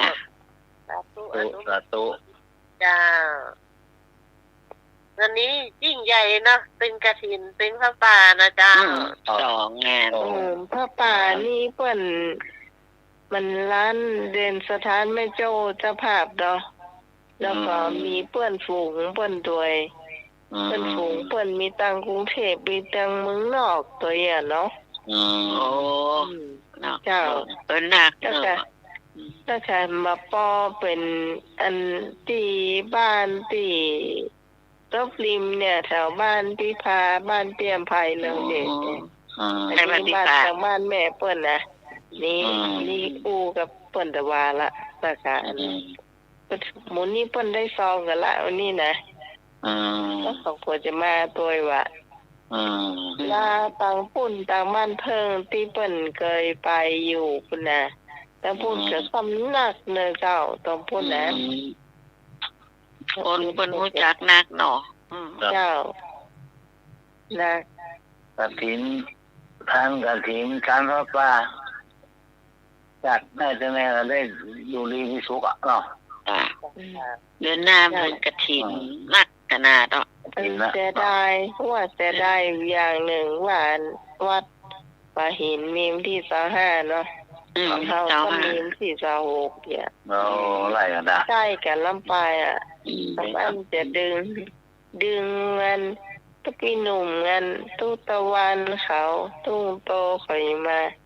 นะจะสมัครมาฉันทั้งบ้านเพผมนะ มันติดกัน นะเนาะมันเปิงกันหมดอ่ะ ทัดกันนะครับ ใช่บ้านมันนะคะ ก็ เนาะ ดีก็โจรกันก็นี่นะโจรกันหลายวัดเลย มีตั้ง 25เหมือนกันเจ้า โล25รอ25อืม เจ้าห้านักเขา พร้อมเดียวหมดละ 25ตรงกับวัดฝาเห็นนะกะ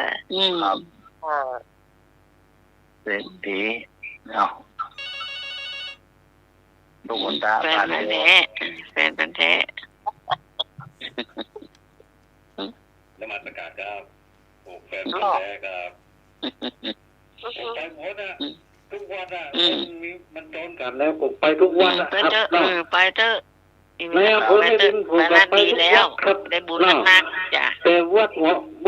ไผ่หินนี่ผมก็มาครับ วัดไผ่หินครับเนาะ ครับ ของวัดนั่นหน่อย ผม ของวัด หม นี้หน่อยโอ้เว้หลายบุญ ครับนมัสการครับ พอมันจะกระถิ่นเข้าไปเนี่ยพอมันเป็น นักว่าน้อยว่าอยากแล้วแต่ทำแล้วเนาะ เกิดมาจ้างง่ายกันไหนจะเป็นเจ้าของการสักคนสักเดียว เป็นเจ้าของกาดโอ้โหเป็นยังเป็นเจ้าของกาดเนี่ยโอ้ ถ้าพวกได้จะไปตักได้เนี่ยน้องเป็นหอมเป็นจองเก้าวัดเจ้า โอ้ ถ้าดีนะไปนะจะหอมน้ำไปจ้ะ ครับ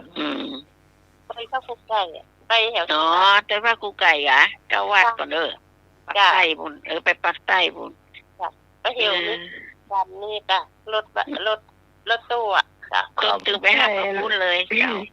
แต่เจ้าอย่างอาจารย์สมัครว่าเนาะ ว่าได้ ร่มจองผ้าป่าเนาะ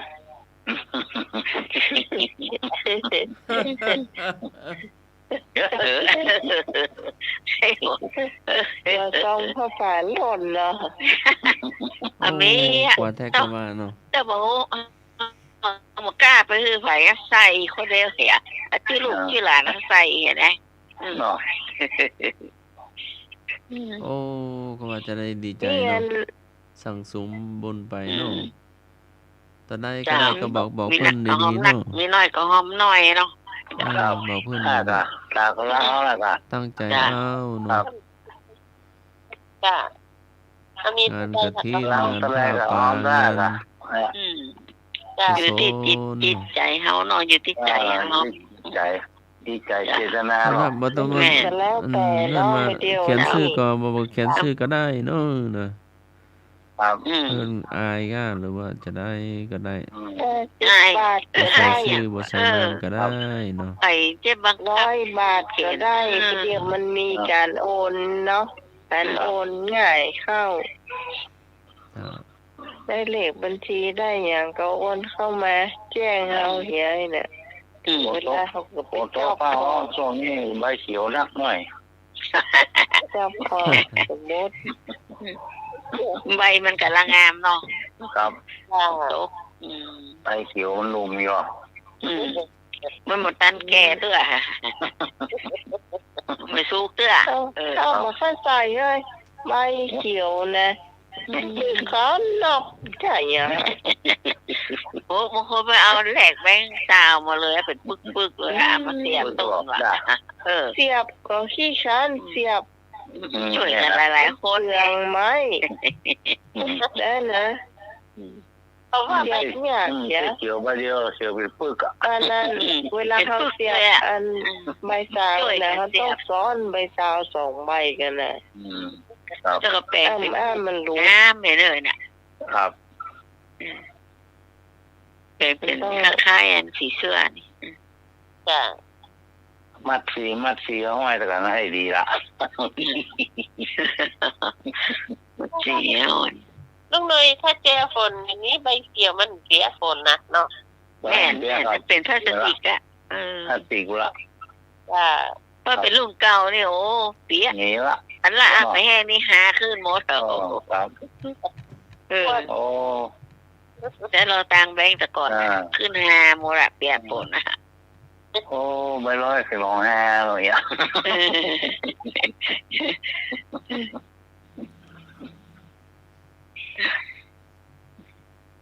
ก็ไปรีดมันนะหดหมดเลย โอ้หมดละเลยหรอ เออ ต้องไป ไป50เป๊ะเหมือนเป๊ะก่อนนะเนาะ เออหด ครับ โน้ตเป๊ะมึงมันเปียกอีหนอไปรีดอีอ่ะโหดเนี่ยใจมาได้เลย เกินไปเห็นนะเนาะ รีดได้กับ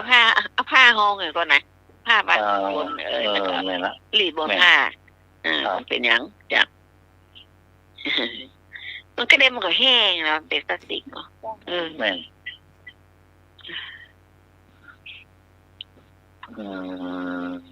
หมดแล้วเนาะเข้าก็ปลาแบบนี้แล้ว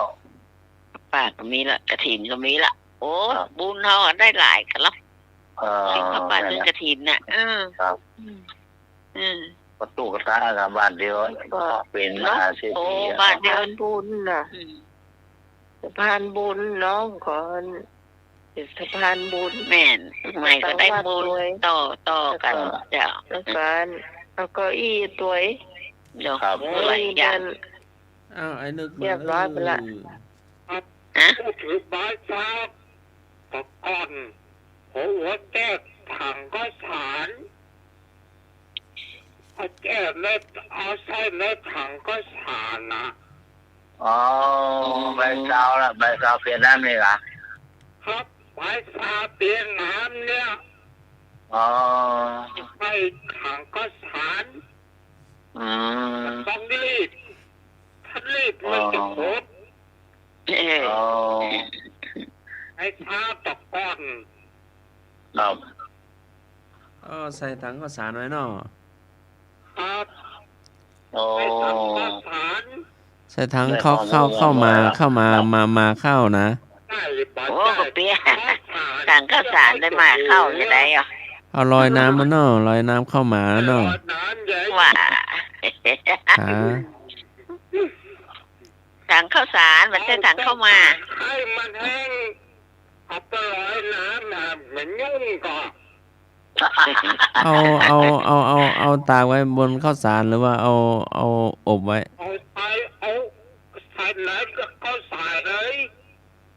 แบ่งใบ ข้าวสารเขาปกเนี่ย ใบซาวสมัยก่อนหรือว่าใบซาวกันสมัยก่อน ใบสมัยใบเดียวเป็นใบซาวอันนั้นแล้วเหรอ มันเดียวบอกเป็นอย่างนั้น ลอยน้ำได้เหรอ ครับ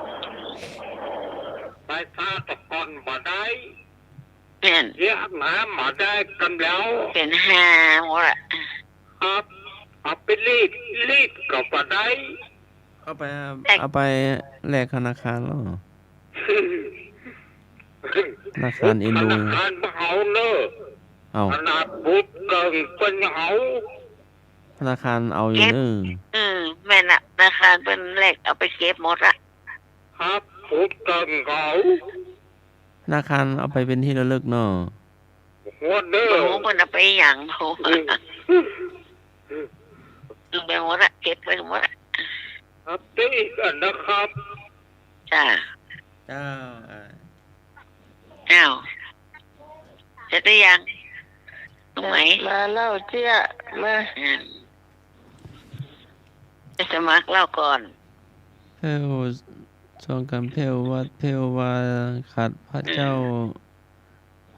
ขัดสีทาสีอุโบสถเนาะศรัทธาญาติโยมพระเนนตุลุงศรัทธาญาติโยมเนาะตุลุงช่วยกันศรัทธาชาวบ้านมา พัด เป่า วันนี้แล้วหรอ ขั กะ มาสี เพิ่นไปวัดแล้วหรอ เจ้า แม่ โอ้ม่วนเนาะ อู้ดังแล้วไปเสียงแตกอ่ะ จ้ะใกล้นี่ใกล้ลำโพงบ่ เจ้า ยังคำโบราณว่าเนี่ยคนเดียวหิมตายเนี่ยกันหลายเป็นเล่นเนาะ ครับ เจ้า เจ้าเตรียมวันพระวันศีลพรุ่งนี้วันศีลใหญ่เนาะภาวนาออกพรรษา ออกภาษา เจ้าก็เข้าวัดฟังธรรมรักษาศีล แม่น เจ้า เข้าแล้วก็ออกเข้าแล้วบ่ออกไม่ได้เนาะ ครับ จบไปหนึ่งเรื่องไอ้แฮมเรื่อง เรื่อง วันนี้วันโกนเนาะขูดผม เย็นหัว แม่น เย็นหัวโล้นขูดผมปรงผม เย็นหัวโล้นจบ ทุกองค์เลยเนาะทุกโซนเลยเนาะปูโดนหมด ก็ดีเนาะมันสะอาดตาเนาะ ข่าวหัวหมดทนหมด มันใช่เล่นเหมันพระน้อยเนาะเอาผ้าคนหนูมาใส่หัว มันลึงอยู่หัวทิ่มนื้อเนาะอย่าแกล้งกันเด้อสองเรื่อง ละอันโอ้ในธรรมะได้อาหารแมวเนาะดีใจเนาะแมวให้จะยิ้มเนาะถ้าจะยิ้ ไม่ ม ได้ไหนมา ซื้อบ้านประสูก็เห็นบางอันน่ะ อ๋อ ซื้อที่ร้านหน้าวัดก็ เพิ่งมีขาย เอามาอวดว่ะเห็นว่ามีย่าแมวตัวแบบโอ้ไม่รู้ว่าเอามากินหรือว่าเอามานอนจะได้ ย่าหนวดแมวนะคะ โอ้น่าเห็นส่งรูปมาเป็นหญ้าเขียวๆอะ เป็นต้นเนาะ ตัวไหนกินห้ามัน น่าจะเป็นพุ่มนะน่าจะเป็นพุ่ม มันเลยงูมาครับโจ้มาเลยมันเลยกินห้า กินก็นอนกิ้งนอนเกลือกขนาด ไปกินมางูมา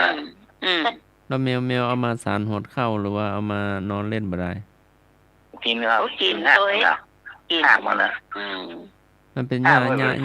ครับ เป็นหญ้าคาหรือว่าเป็นหญ้าหนวดแมวหรือเป็นหญ้าอย่าง ย่าหนวดแมว หญ้าหนวดแมว ต้นมันดึงขึ้นข้างตาข้างมันโดนไป แมวชอบกะ แมวชอบ ชอบหญ้าหนวดแมว ลุกเดี๋ยวมันดึงไปกินแล้วก็นอนกิ้งนอนเกลือก หญ้าแพทย์เหมือนกันหญ้าแพทย์มันก็กินเนอะ มันหันเลยมันเคยหัน จบไป3 เรื่อง นมัสการครับ 3 เรื่อง เอามาประดับบ้านกันประดับบ้านไว้เอาปลูกไว้บ้านนั่นแล้วก็เดี๋ยวมันแมวมันดึงออกมาก็แมวมันดึงออกเข้าบ้านแล้วครับเนาะนมัสการครับ นี่อย่างก็แมวมาเข้าบ้าน จบละแฟนมาใช้เหล้าเชี่ยจบละ ไอ้หนุ่ยด้วยก็ นี่แฮมเรื่องลุงหนุ่ยกัน เลยอาจารย์มากเลยค เอา รับ ละจนนกจนมดเอาแมวออกมาเน้อว่ะโอ้กำลังไปอุ้มเงี้ยวว่าจะกัดว่ะเมียมันขัง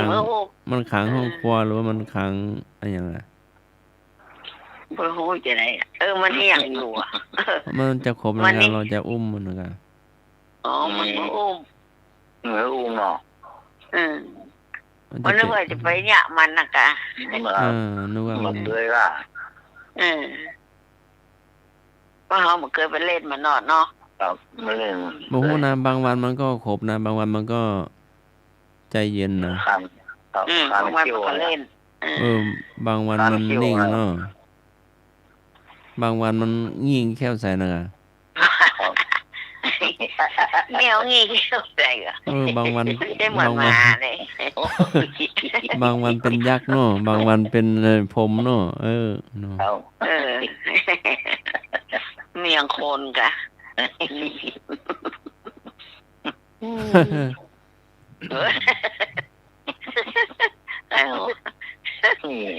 นี่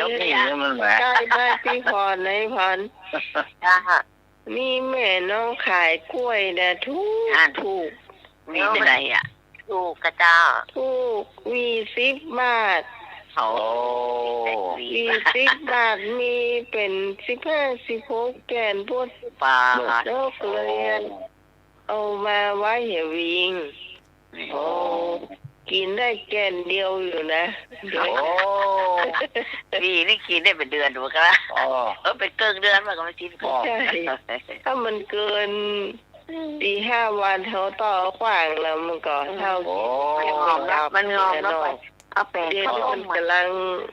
เริ่มสุกเนี่ยของน้องนะ อ๋อ แต่หมูนั่นที่ขายไปนั่นมันสุกละ โอ้ ต้องพระเจ้าสุกหมดลูกต้อง มันงอก เดียว แม่แป้งข้าวต้มหัวงอกกลางน้องไหม เอ้ยเจ้ามันเนี่ย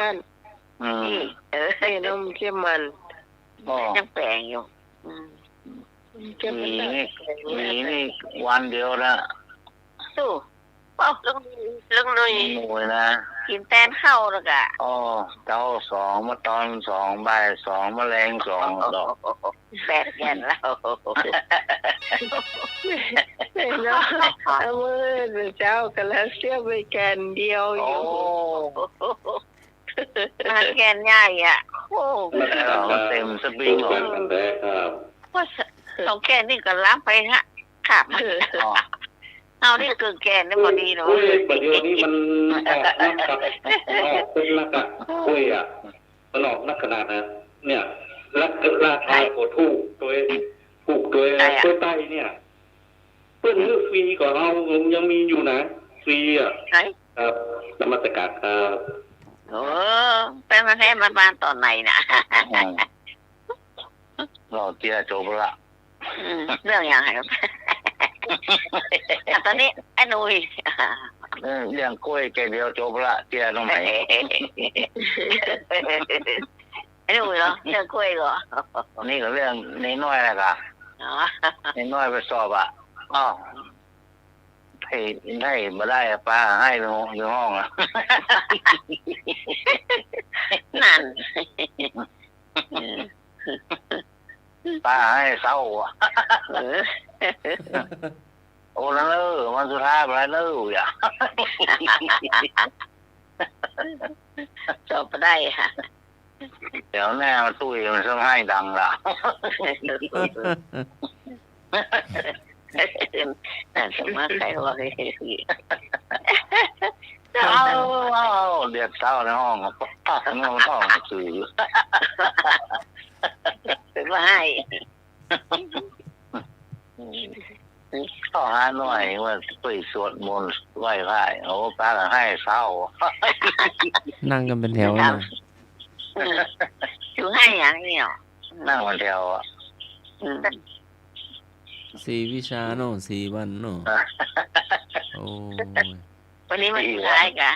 แล้ววันที่26แล้วแม่วันที่26วันสุด เรา ท้าย ได้อ่ะ 23 24 25 26 ได้แล้วเนอะ อ๋อเอาลุงหน่อยดูในไลน์กะ ครับ อะไรกลุ่มไหน กลุ่มไหนนะ กลุ่มธรรมะขายแค่หรือว่ากลุ่มมันลุ ท่าง นก็มากเลยนะ กลุ่มท่านสมัครไว้ ครับ ลุงอยู่ในกลุ่มตัวกันเนาะ ครับ กลุ่มธรรมะขายแค่กันเนาะ ครับมาใครเขียนหรอ ถ้าท่านสมัครไปไหนนะถ่ายรูปมาลุงรู้หมดอ่ะ ครับ ค่ะ โอ้ถ้าคนงามเลยผมถ้าท่านสมัครคนงามพ่อ ขนาดไปวัดพระบาทก็ถ่ายรูปมาลุงหนุ่ยดูอยู่เนาะ ครับไปไหนไว้โซ่หมดหรอ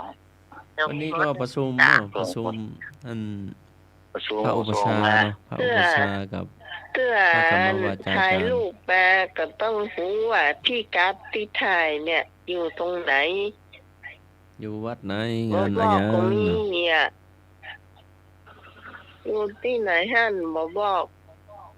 จุดใจก็ไม่รู้ ป้ายบอกอยู่แล้วป้ายธรรมะคาเครียดนะครับ ถ้าส่งรูปอะไรบ่ฮู้เนาะ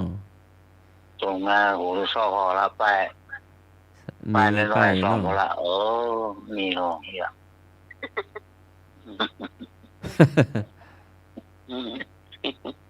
อันเดียวตอนเดี๋ยวเ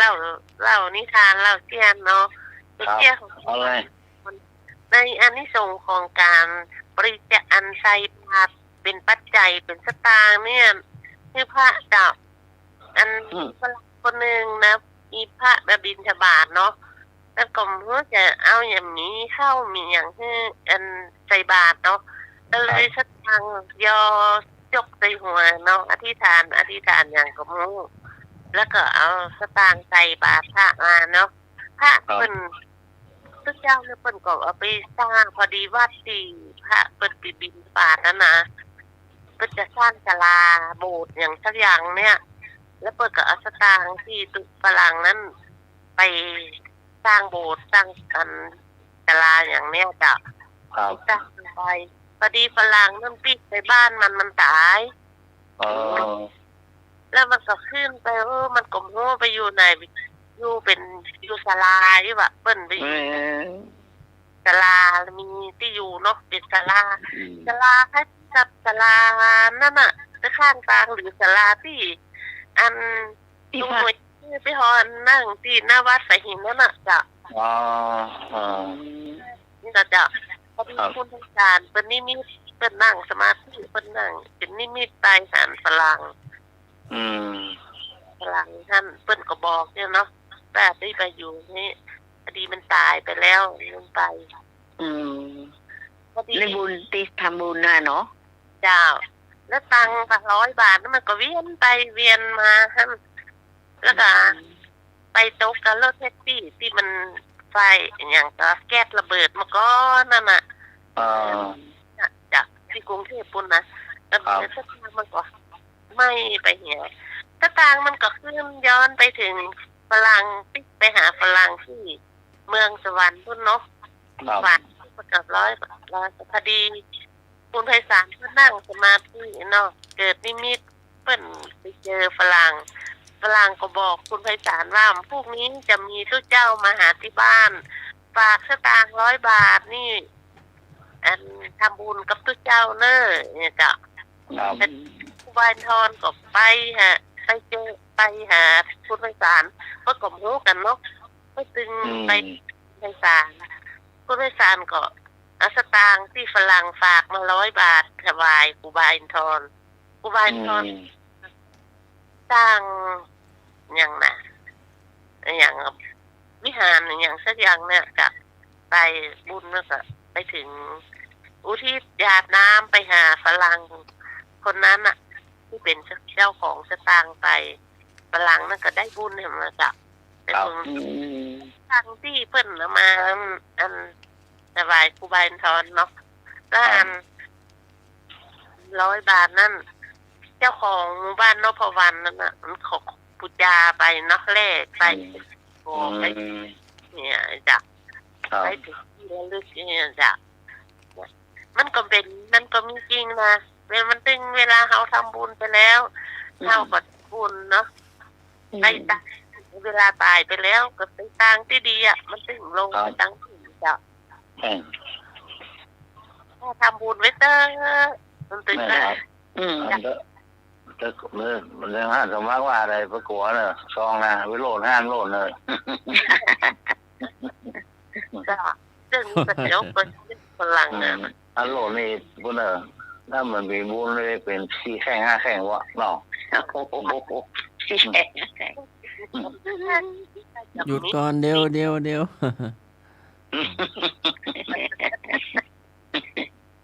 เน่มาแต่ไกลเนาะพกมาเนาะพกมาเป็นมัดพกมาเป็น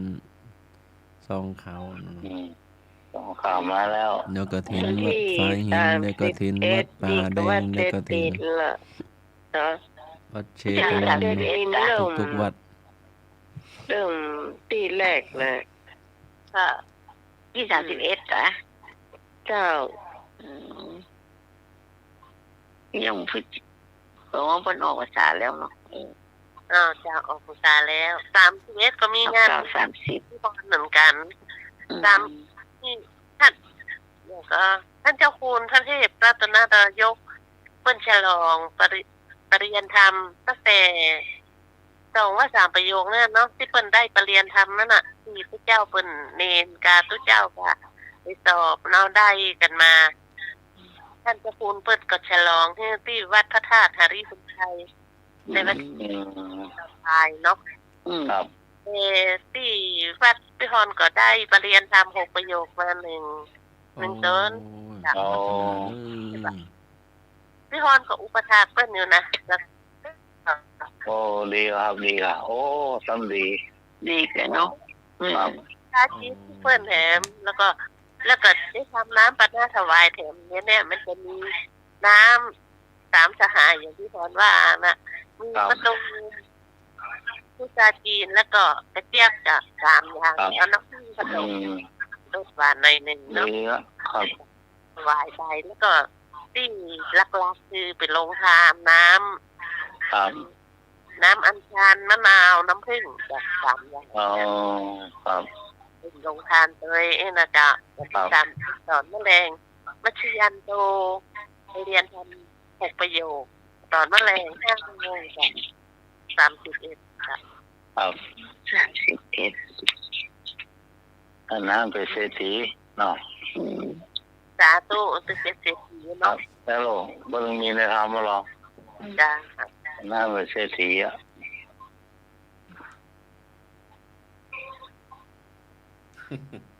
มีอันก็ได้ฟัง จ้า ดูเวลาได้กัน อย่าง โอ้ 52ละ 52 อย่าอ้อ แล้วก็สักกรรม2 กรรมแล้ว อย่างอ้อให้หน่อย จ้า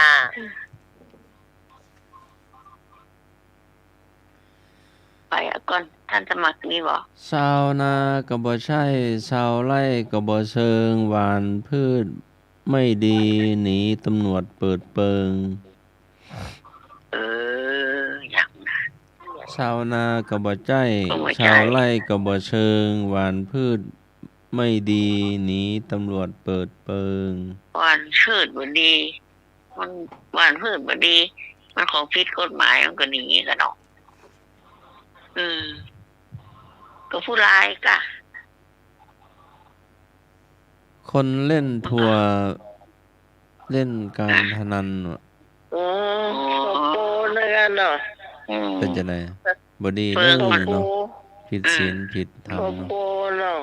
จำนวนมันก็ย่ำกับการ ไป พ เล่น นัน จังได๋ไปเล่นทัวร์จังได๋เอาทัวร์เขียวมาเล่นเอาทัวร์แดงมาเล่นน่ะ ยายว่ะแม่ เล่นทั่วนะ มันเล่นอย่าง ตัว แบบ โปนั่นน่ะ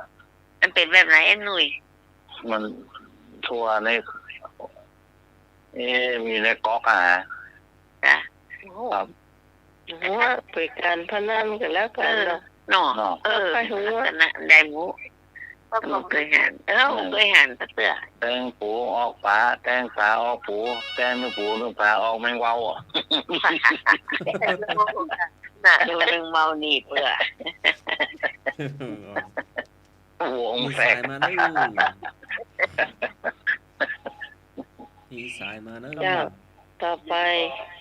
ครับผม ไม่ค่อยชัดนะ ก็ชัดก็เร่งสุดแล้วนะ สัญญาณมันไม่ชัดเจนอ่ะ วัดลงตามีหมอกมีเมฆมีฝนก็จะจังได๋ ทีนี้ก็ชัดเจ๋วเลย ไม่ค่อยชัดเจนฟังดูตลอดแต่มันไม่ค่อยชัด วันนี้ก็หรือว่าบัดเดี๋ยวนี้ ตอนนี้ได้ชัดแล้ว ตอนนี้อาจารย์สมัครในคนนี้ได้ยินชัด ครับผมต่อสายอากาศต่ออันนี้เนาะค่อยๆไหล อาจารย์ก็ไม่ดีอาจารย์ วัดพระธาตุหลวงตาอยู่วัดหยังวัดดอยเกิ้งกะ มันเลยเกิ้งมันเหนื่อยตี แถวเลยเมื่อกี้เนี่ยที่อาจารย์พูดเมื่อกี้เนี่ยเขาทาดี มันเป็นยังไงวัดระเกิง การพนันนะครับเอาบอก อาจารย์พูดมันการนันเนี่ยอาจารย์ก็บอกว่าทำไมแปลมาก็ฟังไม่ค่อยรู้อ่ะผมรู้ว่าการนันนี่ก็รู้แล้วปัญหา โอ้โหนะแต่เป็นเด็กก็เห็นแต่กุ้งไก่ปูปลาก็ แบบนั้นประเภทนั้นนะอาจารย์ เป็นการพนันเนาะหลวงตา ครับ นั่นนะเนาะ ครับ หลายอย่างรวมกัน เอา นะ ใบสาหลวงตาครับ ปัญหามันอยู่ในนั้นหมดเลยอ่ะที่อาจารย์ทาย เจ้าไม่ทราบเจ้า โอ้ ตามีอะไรถามไหม มีอย่างถามได้เด้อหลวงตา อะไร มี นะ อะไรดีๆเอามาถาม มีอะไร กันได้เด้ ถาม อ ไหมคะ หลวงตาไม่อย่างถามก็ไม่อย่างอ้อก็ ได้ยินอาจารย์นุ้ยได้ยิน ไม่ค่อยชัดเจนนะอาจารย์นุ้ยได้ยิน หลวงตามีอะไรถามบ้างคะ อ้าวหลวงตาหน่อยว่าใกล้ๆหลวงตาหหล น่ ว อง ย ตามีอะไรว่ามาอย่างอ้อก็ ไม่ใช่อะไร อะไร มี เล ตะ ย ห ก็ วยอ่ะ ยังเวลา หลวงตามีตะหวย อื่นไม่มีอะไรอะ มีกฐินที่วัดก็บอกได้เนาะ อ๋อกฐินมีวันที่26อ่ะ เอา ที่วัดหยังอำเภอหยังตำบลหยังบอกได้เด้อ มาจากกรุงเทพอ่ะ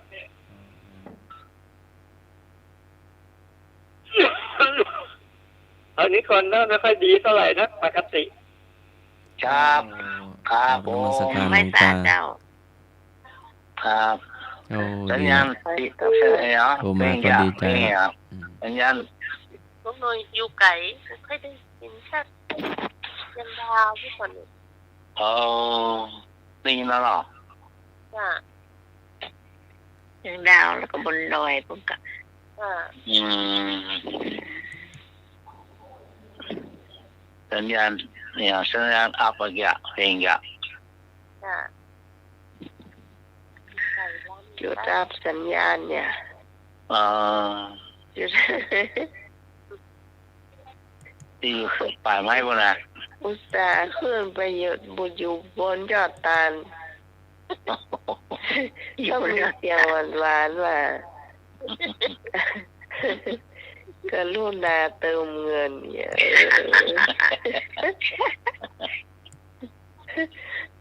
ชอบเนี่ยชอบอันเนี้ย คำคนนี้ถึงไม่ค่อยได้ยินอ่ะ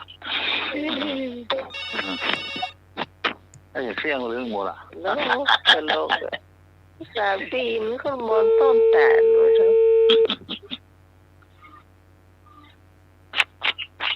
ต้องรับเติมเงินด้วยนะคะ ถ้าตางค์หมดเนี่ย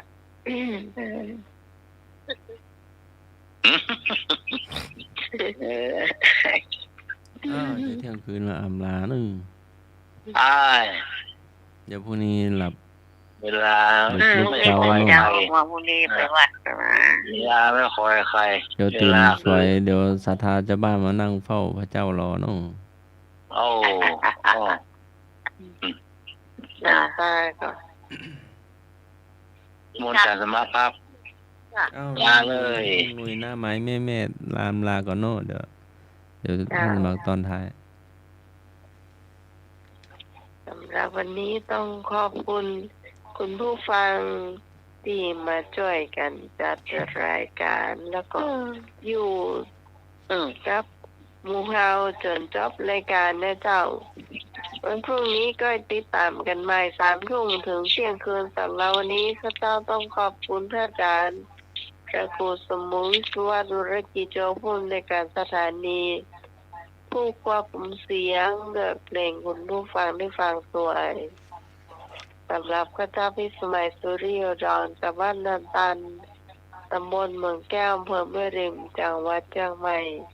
ขอบคุณพระอาจารย์สมัครยาณศิโลเจ้าขอบคุณพี่พรขอบคุณแม่บุญขอบคุณไอ้หนุ่มและเจ้า ว้าว ช่วยรายการเสมอมาแล้วก็เป็นทีมงานของเขาด้วยนะเจ้าขอบคุณคุณผู้ฟังทุกท่านที่ฟังรายการของเขานะเจ้าอย่าลืมติดตามกันต่อไปวันพรุ่งนี้นะเจ้านี่วันจันทร์สมัครเจ้า เจ้าทุกขอปาปัสสะอุจจโยสะสมบาปเท่ากับสะสมความทุกข์คุตการนิกายธรรมบทค่ำคืนนี้ก็ไหว้พระสวดมนต์แผ่เมตตาภาวนาหลับเป็นสุขตื่นเป็นสุขกราบนมัสการและเจริญพร สาธุสาธุเจ้า เป็นอดีตไปละ9 โมงกี้เรียนเที่ยงคืนอนาคตละเนาะครับเวลาก็เว้ยละ ขณะนี้ท่าน กำลังฟัง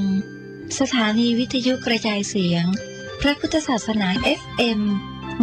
104.5 เมกะเฮิรตซ์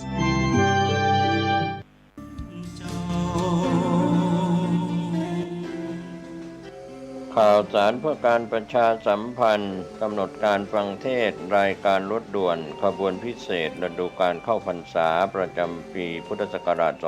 2566 จัดโดยคณะสงฆ์จังหวัดเชียงใหม่วันอาทิตย์ที่ 29 ตุลาคมขึ้น 15 ค่ำเดือนเกียงทำกิจกรรมที่พุทธสถานเชียงใหม่ตำบลช้างคานอำเภอเมืองเชียงใหม่จังหวัดเชียงใหม่ 20 นาฬิกาเป็นการจัดงานวันมอบโล่ในกิจกรรมรถด่วนขบวนพิเศษฤดูกาลเข้าพรรษาก็เป็นกิจกรรมที่เชิญชวนผู้ใจบุญใจกุศลได้ร่วมกันฟังเทศน์ฟังธรรมในฤดูกาลเข้าพรรษาและออกพรรษาในการฟังเทศน์รายการรถด่วนขบวนพิเศษก็เชิญชวนคณะสงฆ์คณะศรัทธาสาธุชนทั้งหลายได้ร่วมเดินทางไปกับรถด่วนขบวนพิเศษทั้งหมดมี 13 ขบวนด้วยกันนะครับก็เป็นส่วนหนึ่งของการประชาสัมพันธ์เชิญท่านฟังเทศน์รายการรถด่วนขบวนพิเศษฤดูกาลเข้าพรรษาซึ่งมีการจัดโดยคณะสงฆ์จังหวัดเชียงใหม่องค์กรเครือข่ายชาวพุทธจังหวัดเชียงใหม่ดำเนินงานโดย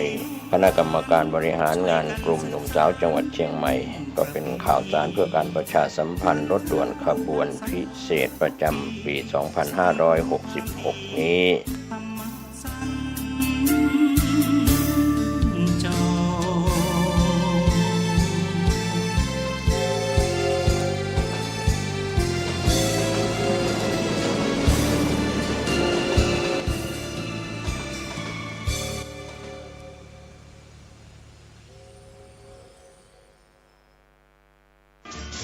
งามไฟหินถิ่นประกา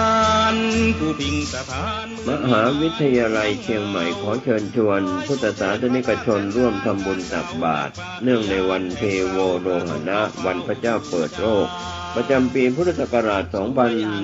2566 เวลา 7:15 นาทีพระสงฆ์รับบิณฑบาต 8 นาฬิกาเป็นเสร็จพิธีก็ขอเชิญชวนศรัทธานักศีลนักบุญทั้งหลายร่วมทำบุญตักบาตรเทโวโรหณะประจำปีพุทธศักราช